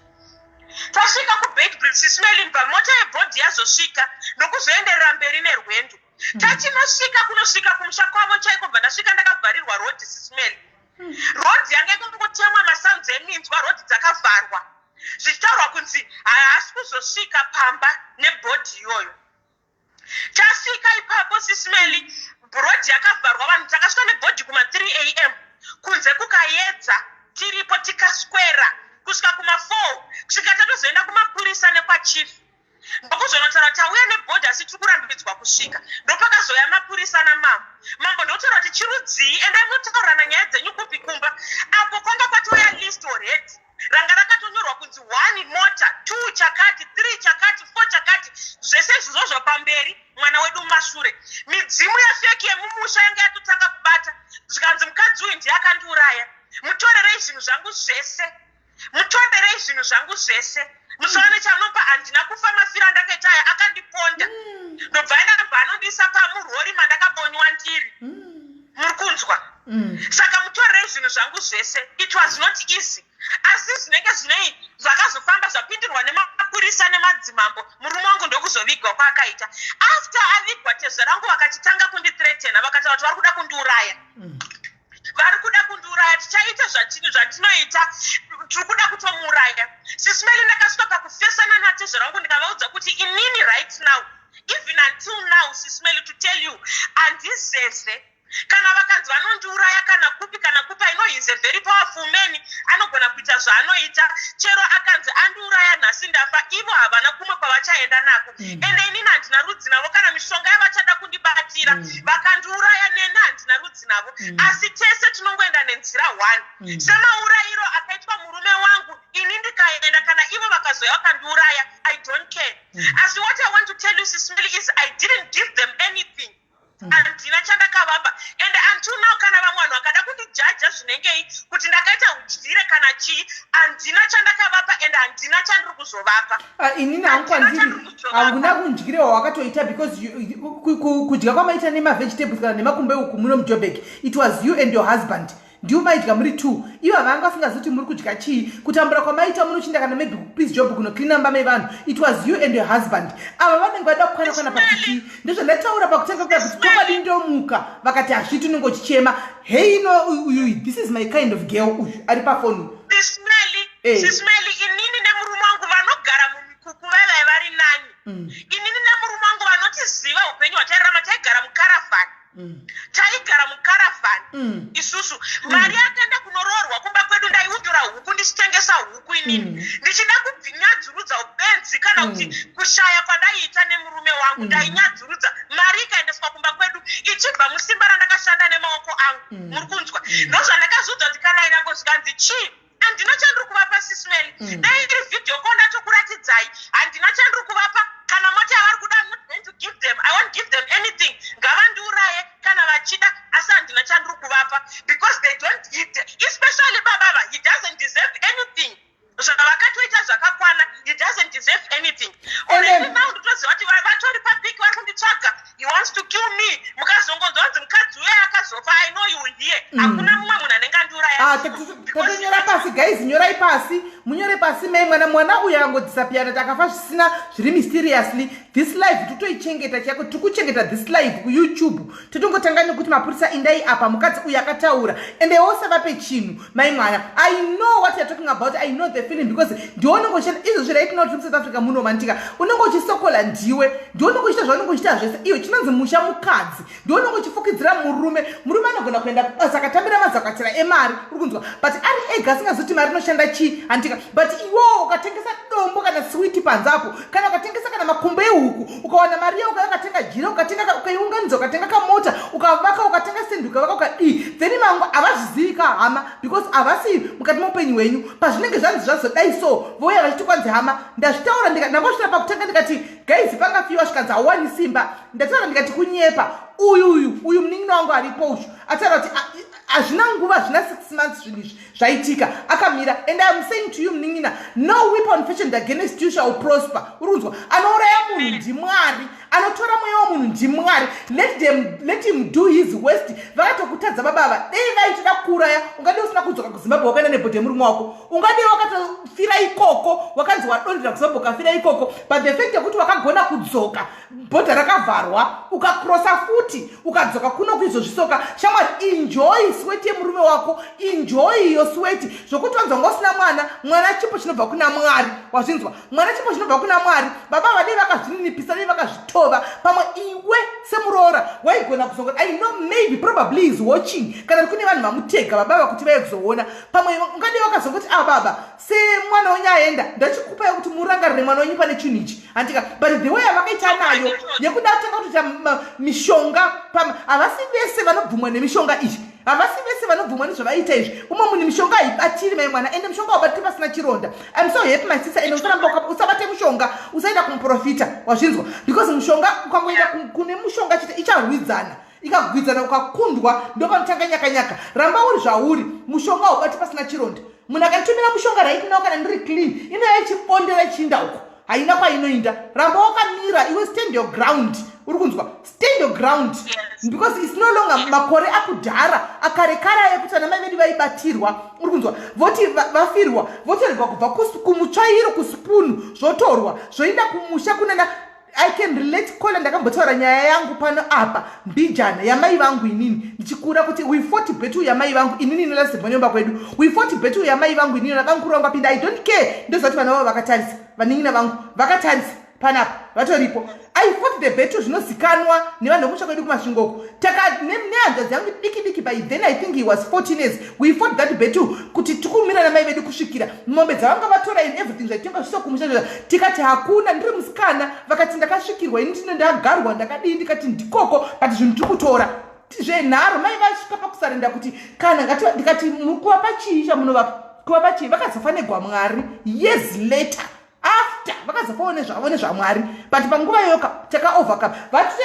nefiriji inoenda kumusha kunodii naimi kutora firiji mutaundi kuinza kumusha sandana yeko kune masandana ikatevera kunhingirikiri kumusha kwedu kumasvingo kunosunguzana nesandana ichidzoka nefiriji kuti hamubvumidzi kutora zvinhu zvemunhu anga nemukadzokene handi muri kuona vakati zvinhu zvemunin'ina wedu tinodai tikamira tikati hakuna musi wakanzi uri kutorwa hembe zvichinzi zviri kuenda kumusha nhasi handika ndakambotaura nyangu ndichiti musi wakanzi izvo bhodhi riri kuenda kunoigwa kumusha that very bhodhi day iroro hanti hanzvadzi yangu something in me changoti bvisai zvimwe zvinhu muvige takabvisa zvinhu tikaviga kola pasi pemubhedha nehanzvadzi yangu iyoyo last born urunzwa tikaisa pasi pemubhedha zvinhu and tatichivana diki by then I think ndandiri kuma 16 koko 15 ndikaisa pasi pemubhedha zvinhu kurunzwa baba vangu vagara chingotaura mudhara wangu vagara chingotaura kuti izvi zvinhu zvimatuza aya vakomana achishandisa izvi zvakazodai takaviga uri kunzwa vakazvibvunza kuti zviri kupi tikazi zvinonogovewa kumusha tikati izvi ndo zvatakupai ndizvozvo guess what musi wakanzi musi wemanyaradzo unogoviwa zvinhu hembe dzainda dziya hembe dzakanzi dziri kunogoviwa dzatakafambira kubva kugori chiti dziri kuenda kunogoviwa takagamuchirwa nevanhu vakapfeka hembe vanaona banguru vangu varipo apa hasi makuwa vakatigamuchira kurodhi vakatopfeka hembe dzamudhara wangu tikati saka tafambirei unoziva kuti vana vamai vangu havana kuwana kana soksi remudhara wavo vakomana havana kuwana kana soksi ramudhara wavo uri kunzwa undyire hwakadaro it has to come to a stop izvo zvato zvinofanwa kupera izvozvo ramba wakatsika kola am with you 100%. Ramba wakatsika usambovapeka na chinhu undyire mbeli inini hangu zvandingade kuti ndiadvise pane vamwe vakadzi vese vari kuteerera panapa oro dzimwe shirikadzi dzese dziri panapa I just want you ladies kuti musimbe pamusi waunowirwa nedambudziko nyange uchifara zvinengei nehama dzemurume wako vanokupandukira zuva rekupedzisira usingafungire saka its best kana vachigara vaive vangwasara kuti muchato wakakosha hongu muchato wakakosha ini handisina muchato and zvekunzi kufambira mari kana kuti chii etenzi zvine pazvisina kana basa like seni zvangu zvanga zvisina kana basa zvokuti kurwira mari kana richibhati now vakutondipa simba rekuti ndizvirwire ende kana ivo mwari vari kuziva kuti mwana uyu hana chaakatadza unowana mari havasi vese varume vanoda michato sismeli inini newangu murume changa tisina kuchata asi muchato zvazvo wakakosha asi nyangwe nezvandaitirwa madhama ndaitirwa pa muchato was not going to talk for me inini ndindaizoguma ndazvitaurira baba vakanondiripotera kumapurisa ndakasvika ndikanomira ndikanotaura ndega of course handisi kuti hangu michato yakashata but muchato hawo wakanaka but pane pamba zvinogumira chikuru ndechekuti kana munhu kanzi wafirwa chema neziso 1 wakavhura rimwe ziso uchiziva kuti pandave izvezvizvi mumwe wangu atoenda wakuchitotanga kuenderera mberi noupenyu hwako wototarisa ipapo inini senge pangu dendakada kufenda ndichita sei right now ndakabatwa shuga parufu rwemurume wangu ipapa ndakaguma ndaane shuga dai ndakada kufenda ndakada kuoma ndakada kuenda kumuchipatara ndichinyanisa kuchema it was not going to help me ndingadai ndiri tsuro yomubhuku izvezvi ndakadikitirira pasina saka kana ukanzi wafirwa whatever situation that comes in your life ziva kuti unoibata sei situation unoirwira sei senge ndiviseni zvangu sismeli for now what I went through I don't think pane chimwe chinhu chichazoya muupenyu hwangu chichandidonhedza I've been through it all at 29 ndashirikadzi ndiri mwana mudiki ndakasangana nezvandakasangana nazvo I've been through it all chikuru ndechongoti ngatishingei mumba kana uchita zvauri kuita nemurume wako ziva kuti even kana paine vana mama vari panapa nana baba vari panapa I just want to tell you vabereki vangu kuti kana mwana achishanda nemudzimai wake kana mwana achishanda mukadzi kana nemurume wake zivai kuti vari kushandira mhuri yavo havasi kushandira imimi vabereki imi makatoita penyu pakapera musazove muchishungurudza vana vevamwe vanhu kana munhu achinge afa udyire hwakashata shandai zvenyu regedzai vana vaenjoye zvinhu zvavakashandira kwete kuti iwe baba wachena ndebvu woyo uchida kurwira kuti uri kuda sevangu atezvara vaida kunditorera mota ndikavaudza kuti mota inoshandirwa baba hamungomuke nhasi muchidzima kudhiraivha dai ndaitaura nezita ndobva ndazikanwa hamungomuke muchingodzima kutanga kudhiraivha mota iyi munofanira kushanda zvinhu saka ndozvandodangodza vabereki vangu vari panapa kana tichishanda vedu vetiregerei tishandire mhuri dzedu mangwana pakaitika dambudziko kana vabereki vemukadzi kana vabereki vemurume dyiraiwo mumwe wake tsitsi because zvavanosangana nazvo vakagara hapana munenge musingazvizive muri kumba ana bamnini nana tete senge vangu vaita midzimu yefeki vachita sei mwari hangu ndinongoti vainavo but zivai kuti vaviri kana vari 2 vachitsamira pilo 1 zvavanosangana nazvo zvihombe zvokuti mamuzvizive saka you don't have to take advantage of it kana munhu achinge afa muchishungurudza munhu zvimwe zvinhu zvinongokupa munyama thank you very much sismeli voice rangu ratoenda thank you very much Kola but are you sure you're okay or you need somebody to talk to a professional somebody because I felt pawambotaura kumasure kokuti you still have that adona to tell the truth this is smelly to tell the truth inini kutaura chokwadi pamberi pamwari I still have too much anger in me ndinotomboseka nevandogara navo vachitaura kuti handisisiri normal. I'm not normal. Even kana kubasa, I think my other workmates apa vari kuona. Ndine problem yekuti ndine too much anger. And at times sismeli munhu anogona kunge achiti ari kutaura neni ka mukuseka or something ndinokasika kuhakira ndichiri neenga yakanyanyisa. And like maybe I'm slowly getting into depression. I don't know what depression is. Asi vamwe ndozvavari kundudza. Ndinotoirritatwa nenoise. Musoro wangu unotanga uri kutenderera or something.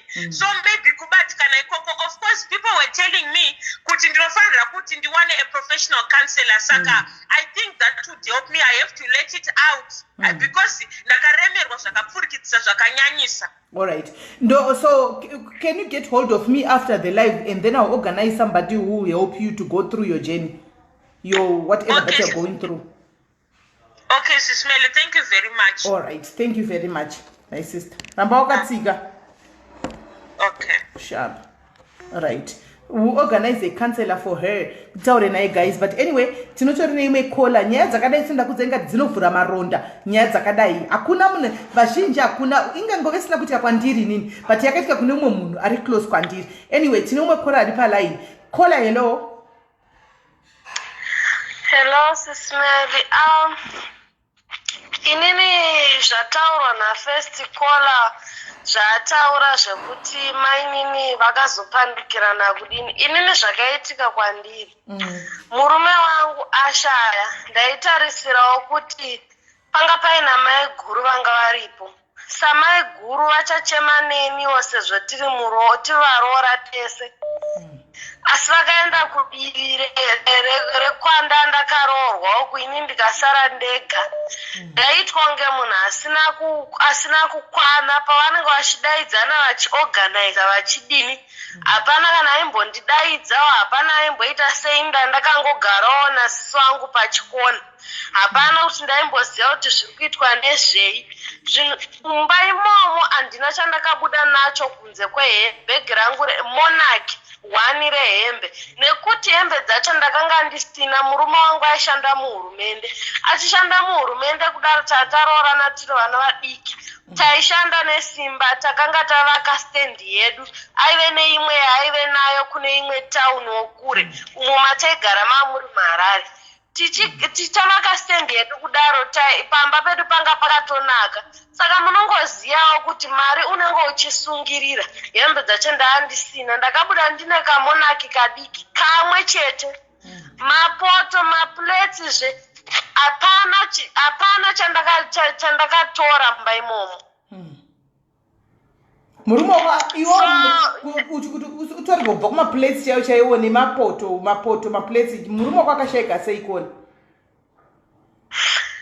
Inini murume wangu akangotongofa asina kana kutomborwara. Saka zvinhu zvacho zvanga zvine mutauro. Hapana apa akandinanga kuti ndiwe wauraya achindiudza feya. Asi vaitaura mumadziro mavanenge vakagara mumameeting mavanenge vakagara vainzwika nevanhu vaitaura. Uye maitiro acho vaingoita ekungondi-excluda. Vaitotaura kuti inini nekuti ndini ndauraya apa ndiri mwana mudiki. Zvese zvekunoidentifya body zvindakazviita ndiri ndega nabamunini wangu va96. Saka inini nanhasi zvinondirwadza chaizvo, zvinondirwadza mukati meupenyu hwangu kana ndikazvifunga kuti asi sei vanhu vachidaro kana munhu achinge afirwa. Nekuti mune muchifanira kuchema naye apa unenge uchishandawo nesimba uchiti ndiitewo zvinhu zvangu. Asi vanhu vapedza vokutorera zvese zvaunenge uinazvo. Une makore mangani? Une makore mangani? Izvezvi ndane 22. 22. Murume wako akashayika rini? Akashayika ndine 18 years. Wangorogwa une makore mangani? Ndine 18. Gore ramaroora nairo ndogore rashayika? Ndiro gore rashayika iroro. Saka zvekuti ko pamba pako iwo wakabviswa sei? Wakabviswa sei kunzi papano? Wakabviswa nani? Vanhu vese nhamo ichitongopera nekuti akatochemerwa kumusha. Nhamo ichitongopera. Hapana akamboda kuuya kunogara unogarawo neni kana kudini wega unongoona kuti saka iwewe kola una kudzingwa iwe ndiwe wakatiza mpamba pako handiri kuti manga mavaka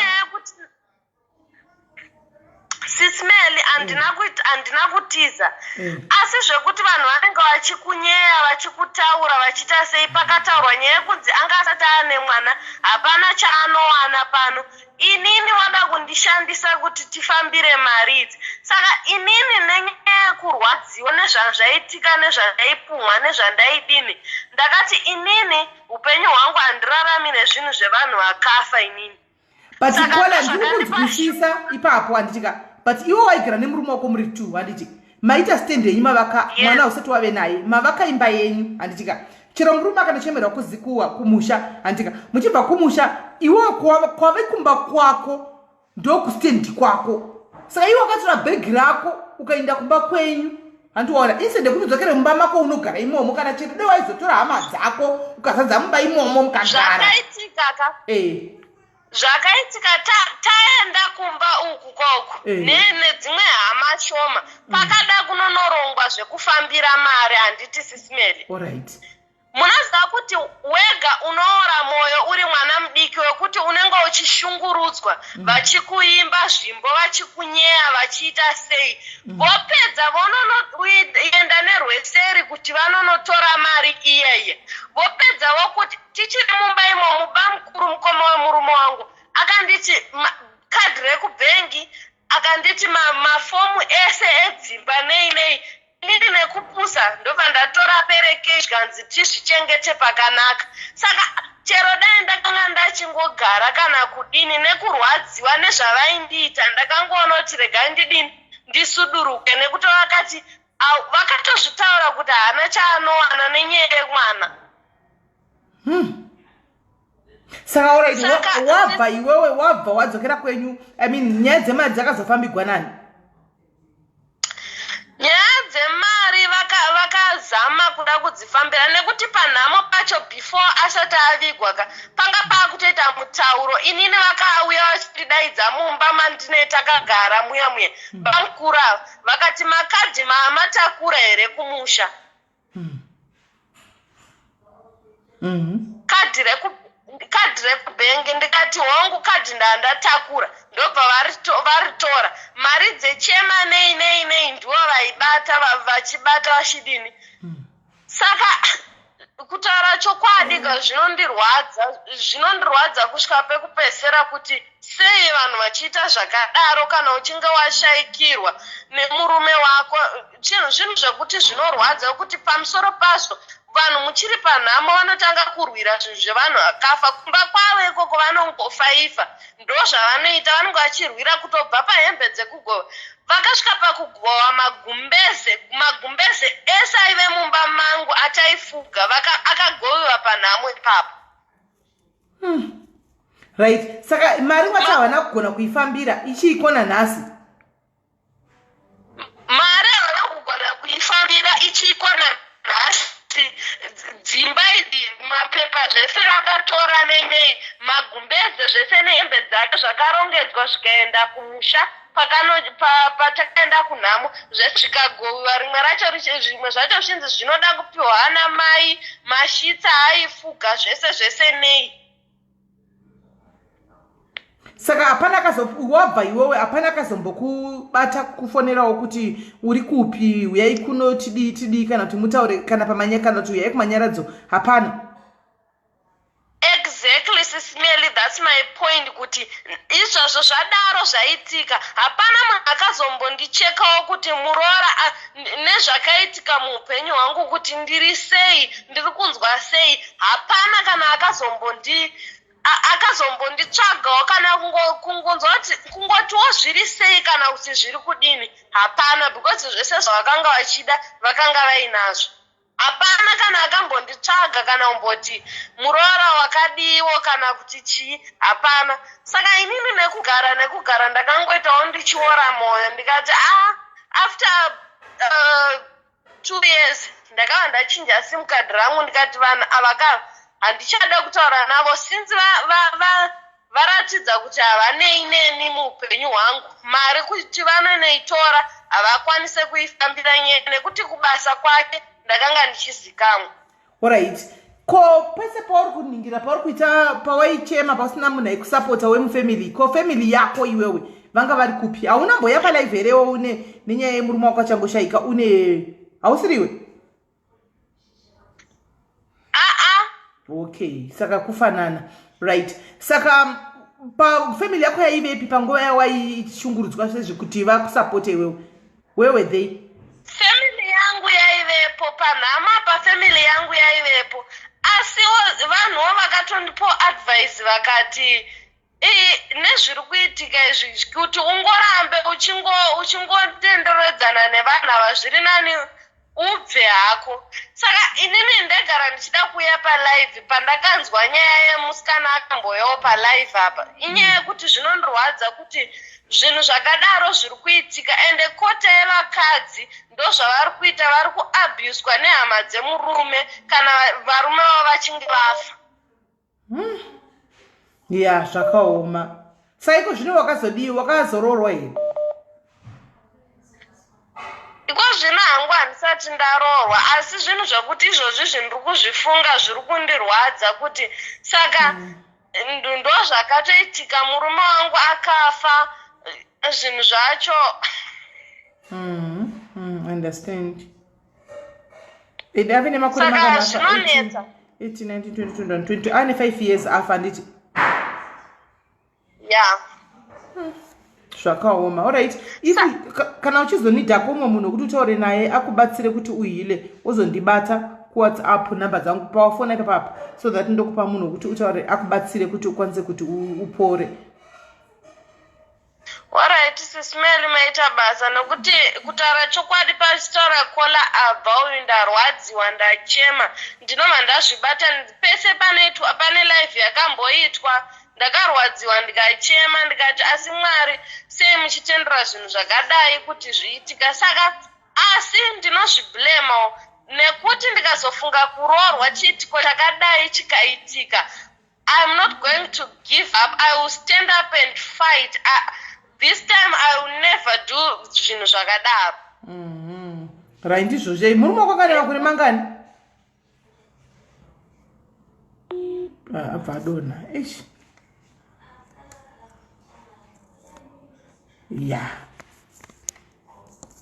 Ya pakaipa.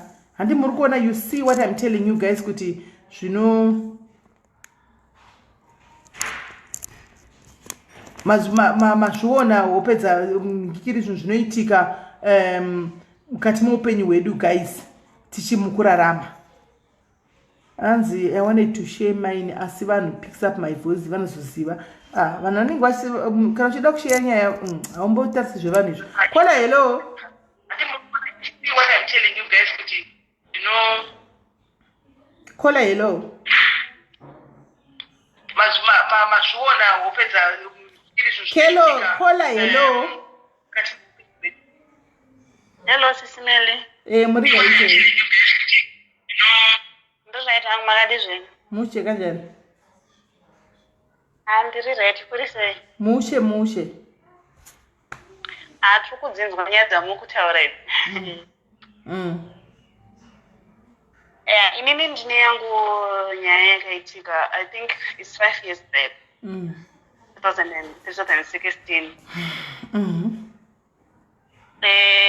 Inini ndakakurumbidzwa kuroorwa, ndakangoti ndichingopedza chikoro ndanditori nemukomana wangu kudhara, mukomana ndobva andiroora. Akatouya kuumba mukomana ndobva aroora, achipedza kuroora ndobva ndangoita zveuroora I think for 1 week. Ndaita zveuroora ndobva anditi chiuya kuSouth Africa since anga chigara kuno kuSouth Africa. Ndobva ndauya South Africa kune murume wangu takatanga kugara tese. Tagara tese murume wangu aita basa rekushanda mataxi, kudriva mataxi emunomari. So there's another day kuti murume wangu akanzi akidnapwa. So akakidnapwa iri Monday makuseni kuma 8. So pandakazoudzwa kuti murume wako ari kunzi akidnapwa. Takatanga kufamba kuenda kwaaitakura vanhu tichinonovhunza kuti zvii zvaitika, and that part of it ndanga asina kana hama iri munomu. Aidriva mataxi chocheyo. So tamutsvaga takamushayiwa for 1 week tisingamuone.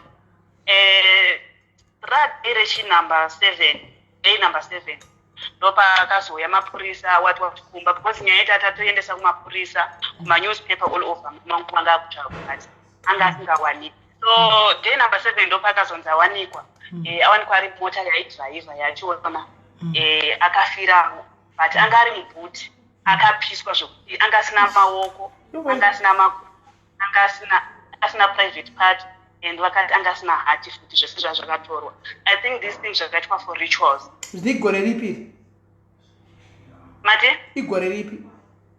2016 muna February. Hesh. All right. So vatora zvinhu zvese izvi vakamuisa mumota ndobva vamupisa mubhuti yemota. So mapurisa paakazowana mota ichinzwa pamota iri kunzi yakatsva, vakatora munhu vakaendesa zvanga zvasara, changa changosara chachiri chimutumbi kubva apa panotangira gumbo pajoini regumbo apa west kusvika kumusoro end kuti tirecognize kuti ndiye because anga akatsva kana saka kuti anga akatsva kuita dota, and waingoona kuti uyu ibhodhi yemunhu, and musoro ndo wanga wakaratidza kuti munhu, and kuti tizozoti ndiye takaona nemazino because unoona kuti ukatsva skin yekumeso iyi handiti mazino anosara kunyena akanyena something like that. So takazoona nekunyena kwemazino kwekwe kuti ndiye, and mazino akanga ari mazino evanhu vanenge vakaturikidzana. So takatora 1 week kuti timutakure kuenda kumusha, and nyaya dzanga dzakufamba ipapo.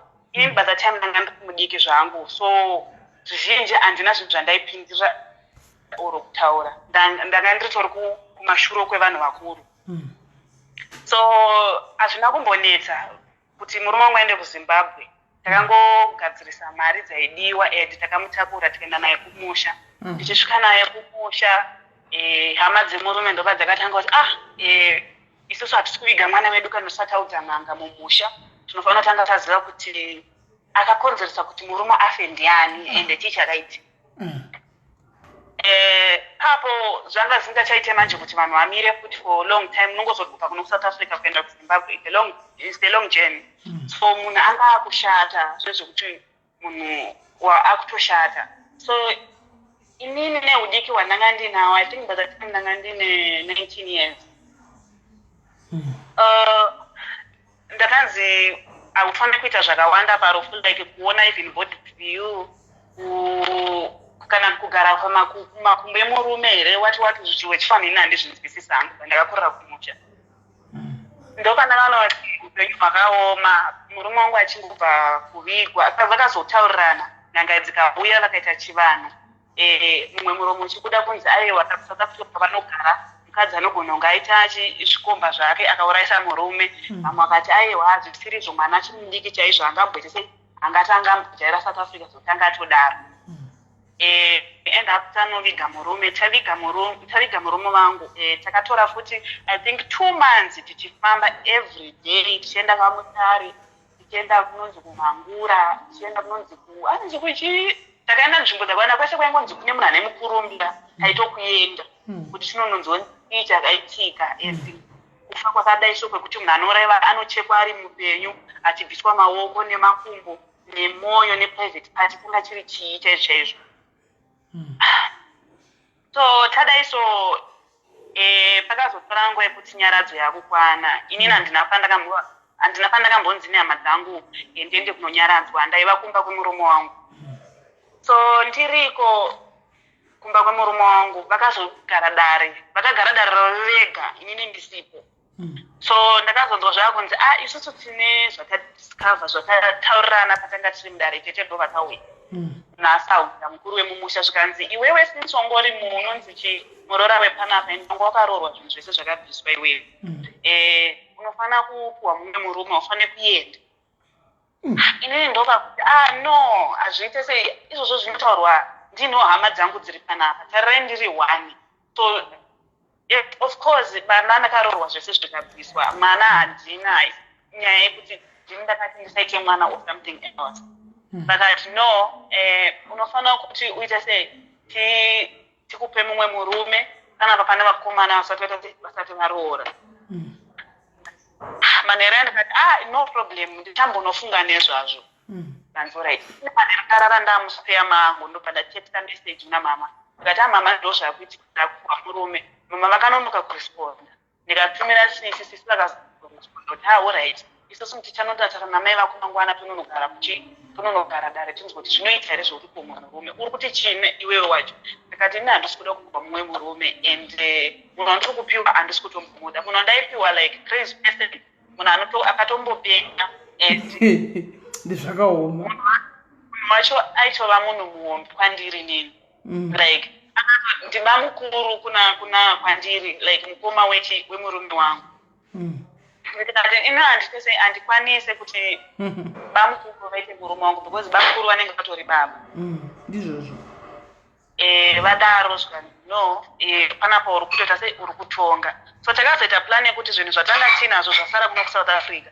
zvitumirwe namalaiti zviuye zvakauya zvinhu kukudzi haisisimeli mukomana wandakasvika mumba make mine single bed tikatenga tikashanda tichita zvemaround zvezvekuti tinenge chiri tisimandi tokandirana tikatenga zvinhu hapana kana 1 chandakawana zvese zvakatorwa number 1 wainzi waramba nhaka waramba kugara naka number 2 vaida kuti ugare nebenzi iroro kuti upenge gwemba imomo ndiye wandaitonzi ndiye aripo asina kuroora and iwewe wakaroorwa hauna kusira mwana and ndakatonzi enda unonotestwa kuti une pregnant here ndakatoitenga ndikatestwa ndikatoti handina saka zvausina uri right wosachimwe kuti une mwana kana kuti une pamuviri then toita toona kuti tokuita sei but zvausina mwana izvozvo usina pamuviri chiita sei wochitora bamukuru wogara nabamukuru zvikubuda mumusha ini ndikati handikwanisi so pane zvakazoitwa zvekunzi usinonogwewa mbatya uyewe mbatya dzemurume zvekunzi usironotitorai handizvizive dzakangononotorwawo dzekuya kwadzanga dzaita tichibva south africa so ndakanzi nyora zvinhu zvese zvabinazvo pasi ndikanyora akunyora kwandakaita zvandinyora chako chawakatenga ndakudza kuti nanhasi pamba ipapo ndakabva handina kana poto kana spunu kana mugoti wemuti wandakabva nawo and pavakaita nyaradzo ipapo pachigurwa hembe vakasunga anonzi matata so inini ndiri kumbiro help kuti kana munhu akasungirwa matata anosungirwa munhu akaita sei matata hembe dzakanzi kusunga matata kuite sei ikoko dzakasungwa sei matata acho hembe dzekunzi dzinosungwa dzobva dzaiswa kana muhozi nezviyo here zvichinzi saka ndakazobvunza kuti zvinorevei pavaisunga zvinizvo zvikanzi zvinoreva kuti murume wako anofanira kuzotanga aitirwa nyaradzo then anonzi aitirwa guva kunonzi kurova guva kuye akaroverwa guva murume wako then iwewe unenge wafree kuzoita move uine neupenyu but for now zvinizvozvo zvakangosungwa zvikarongedzwa muhozi and inini ndiri pano kuti ndichiziva kuti ndoita move oti ndororwa futi kana kuti because zvinizvozvo zvinofanira kutanga zvaitwa pakaitwa guva zvine makore mangani mari zvine makore mangani zvakasungwa murume wangu akafa muna February 2016 kozaka sei vasiri kuruta guva racho nanhasi because ndakazobva ipapo pamba ndichawirirane nenhau yekuti ndakaramba kuti handikwanise kugara nabamukuru so kubva kwandakazoita pamba saka aishuwa kuti havana kusara vakaita guva iroro usipo I'm so sure because kumba kwacho hakuzi kure nepamba patinogara like takaroranawo vematombo so I'm so sure because dai guva rakaitwa ana mama vangadai vakanduba ende vakaita guva vanofanira kunge vachindiinfoma kuti ndakuita guva kuti pavanosunungura mbatya dzakasungwa idzodzo inini ndinge ndiripo saka uri kureva kuti from 2016 kaizvoni 2020 usati wamboita kana chikomba no chikomba ndakaita pane chakaitika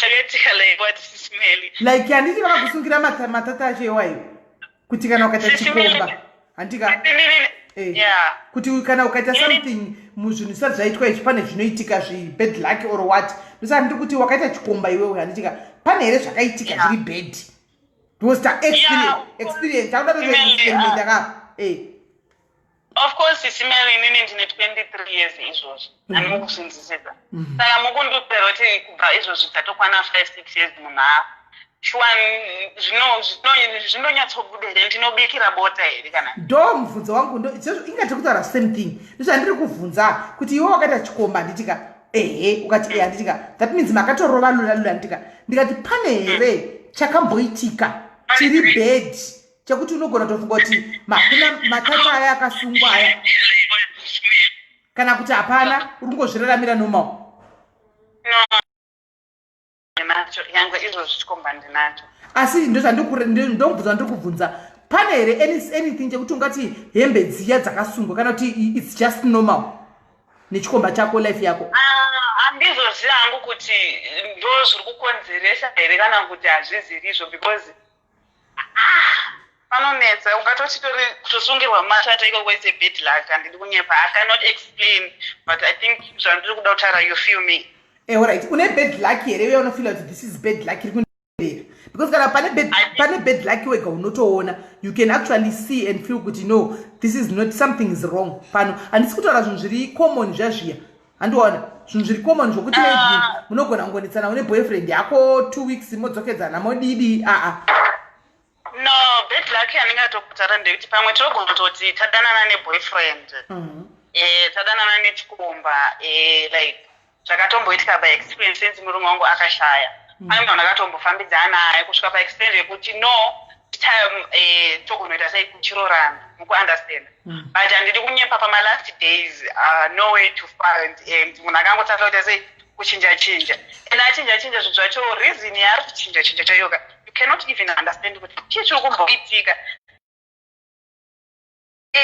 so there's another day randakazoti ndakagara zvangu ndikazvifunga ndikati no inini ndine hembe dziri kudzi hembe dzakasungwa dziri muhozi dzisati dzapatanurwa dzisati dzaitoitirwa guva I think ndozvo zvinokonzera kuti munhu tikadanana like ndikadanana nemunhu tonyatsotodanana zvekuti munhu anotopromisa kuti nawo takuti chiita se ndiri kutofaitira kuti ndichikuroora atiti mukunzwisisa but that time yatoti inini ndaenda kumba kwemukomana wangu ndazivikanwa iye mukomana wangu akuzivikanwa nemamwe vanhu vekumba kwedu handisi kuziva uyu wandina izvozvi wechi2 handisi kuziva kuti ndo munyama wacho here wandiri kusangana nawe kuti munhu anozongoerekana akuchinja mastatement achatowanika torambana totanga kutonetsana kutukana murume wako wakambomurota here wakavata iwe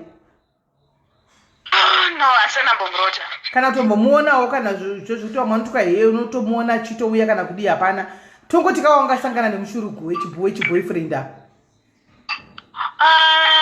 murume wangu inini pandakamusangana naye kuhope ndodhei randakati pandakaudzwa kunzi murume wako hapasisina murume wako afa like vanhu vechikuru vanenge vachizama kumbokuvamvurudza but iwo nekuda kwezviri kuitika kwacho unozoona kuti no apa munhu hapasisina apa pane kunengwa nebad feeling so I remember the day ratakaenda kuZimbabwe tiri mumota and then kangoro kai kachitevera kanenge kaine munhu akafa ndo the day randakamurota but kumurota kwandaita it was like kurota mafira akaita like he came and explain kuti pandakafa this and this ndo zvakaitika ndo pandakapedzera kumurota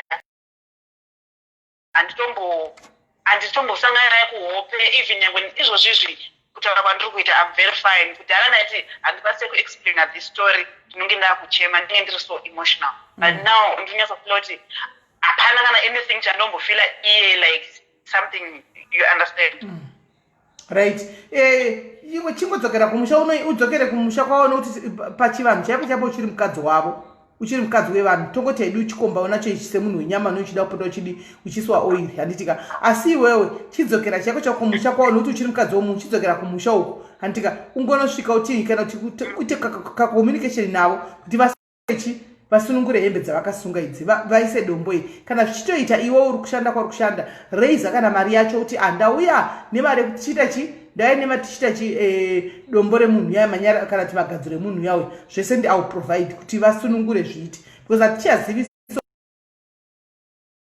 raunenge wasangana cheoyo hatichazivi right now presently but izvozvi handiti nyangwe nini kuti ndizoise mari ndiri kuzviunderstanda but kana iriyo nawo yekuti ndo zviri kukonzeresa ndinenge ndine mhosva nditi yekunzi ndakapisa guva here I don't know because ndakazenge ndakubvunzawo vanhu vechikuru vachitaura kuti nezvakaitika ende nguva yareba but havanga expectika kuti ugare 5 years usina kumborohwa makombo ione kwazviiti handizvizivi kuti utsinya here unenge uchiitwa nehama dzevarume kana kuti munhu anosungirwa matavati handiti munhu anonzi usazopisa guva munhu anenge aine vana here pachivanhu like munhu asiya vanawo achiitira kuti panozouya kuzoitwa guva ende rinotokurumbidzwa iri guva rake wai rasvika pathis extent kuti taane 6 years havana kana anything chatombotaura anything yeah.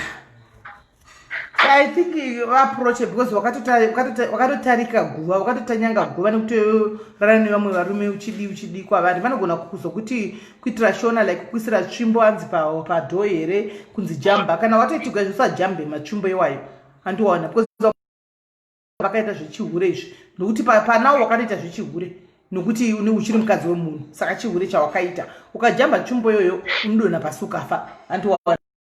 There should be a way yekuti family yenyu inogona kutaura nefamily yekumurume uchu moita zvese izvi kuti vasunungure hembe idzi guva racho rigadzirwe then uite move on upenyu hwako pasina zvibinge kona ndobvunza ko ipapo vakamuviga negonzo kana kuti nechimuguri because angasina mwana angasina mwana. Alright.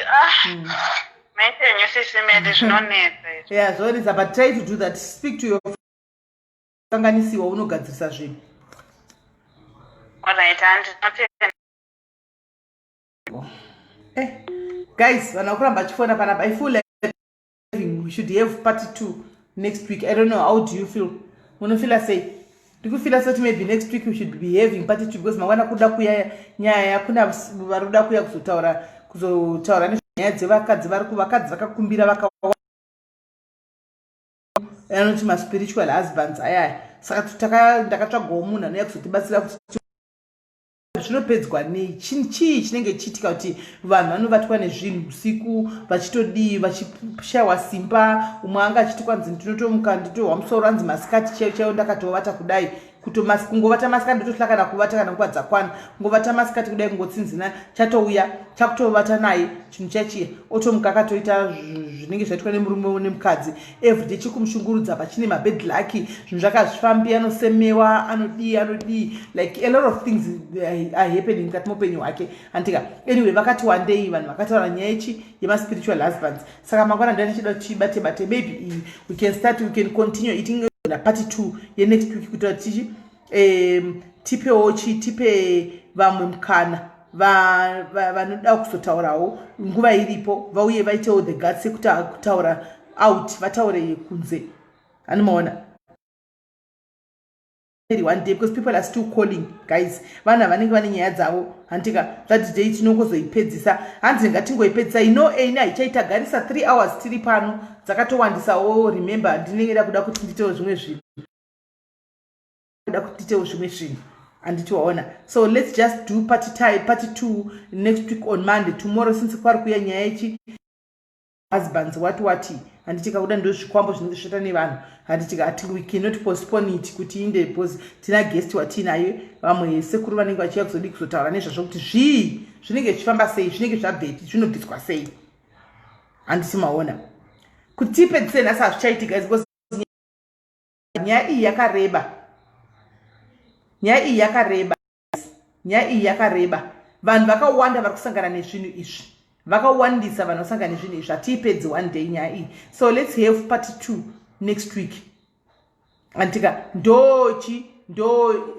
maissues atinenge tichitakula pano those are the issues that we tackle here on Diaries. Nyaya idzo dzekuti people maona kuti people were venting mamunzwa mukadzi achitaura munin'ina wedu kuti it's for the first time I'm talking this, I'm saying this. Nyaya yake yarwadza munhu wese ndaona vanhu vachichema apa ndaona vanhu vachichema vakawandisa anomaona nyaya yabata vanhu ene nyaya iri fresh yakaitika muna March antika manje apa anomaona but vanhu ndaona muchichi inyaya iri fresh handi mazviona. Saka zvinhu zvokuti vanhu vanenge vakabhotla in havana kukutaura nako. Ukaida kuti unotaura nehama dzimwe nguva haikuteereri, handimaona, inenge ichitori busy kufunga. Kune vanhu vasinei newe vasingakuzivi, handika vanogona kutoteerera, handiona, vakatonyatsa kuteerera nzeve dzacho ukatofila zviri beta, handimaona.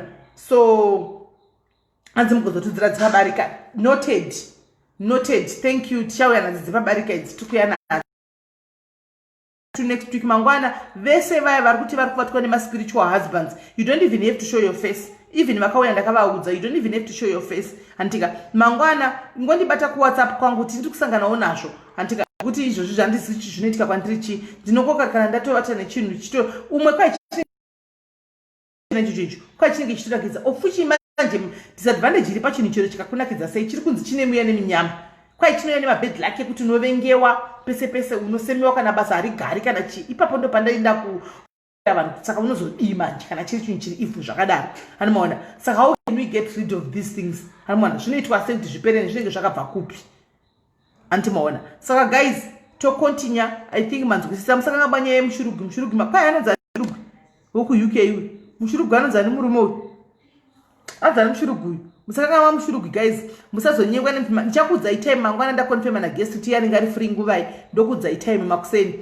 Mushurugu uyu weku UK unonzi baba ava vekutsotsa bhinzi mahara vanonzi baba vekutsotsa bhinzi mahara zita kwakai yaanigara zviya. Musazonyengwe naye mobva makanganwa. Tinax mozomabva mazokanganwa. Linda katsika unondibata kuwhatsapp then totaura, handimaona, unondibata patline. I hope sekuru vacho kuya mangwana will be able to help people pano apa, handimaona, free of charge, handimaona, free of, because vakadzi vakawanda vanoshungurudzwa nechinhu ichochi. T-Max ameno tatenda something, handimaona. So musakanga nomushurugu guys, mungamona vaya kuinbox tizai munokwidzwa 100 pounds kubva kwamunogara kuenda kunotsotswa mahara, moainiswa, mowachigwa, moitiswa zvese mahara, handimaona. And that's a mental health problem iyo. Flossie, are you for real my sister? I know kuti ngangova ku department re health, but zviriko zvinizvi kana iri mental health problem unozofuma wakanyorova nei? Kana iri mental health problem unofuma wakanyorova nei kana tunonyorova sei? Kana iri mental health problem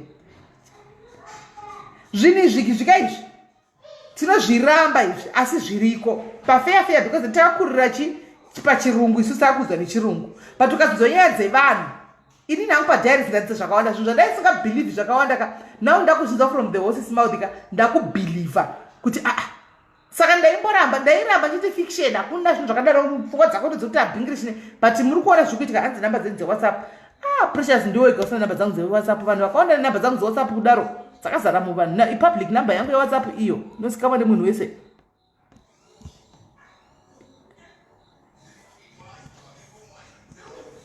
Iyo rega ndikupe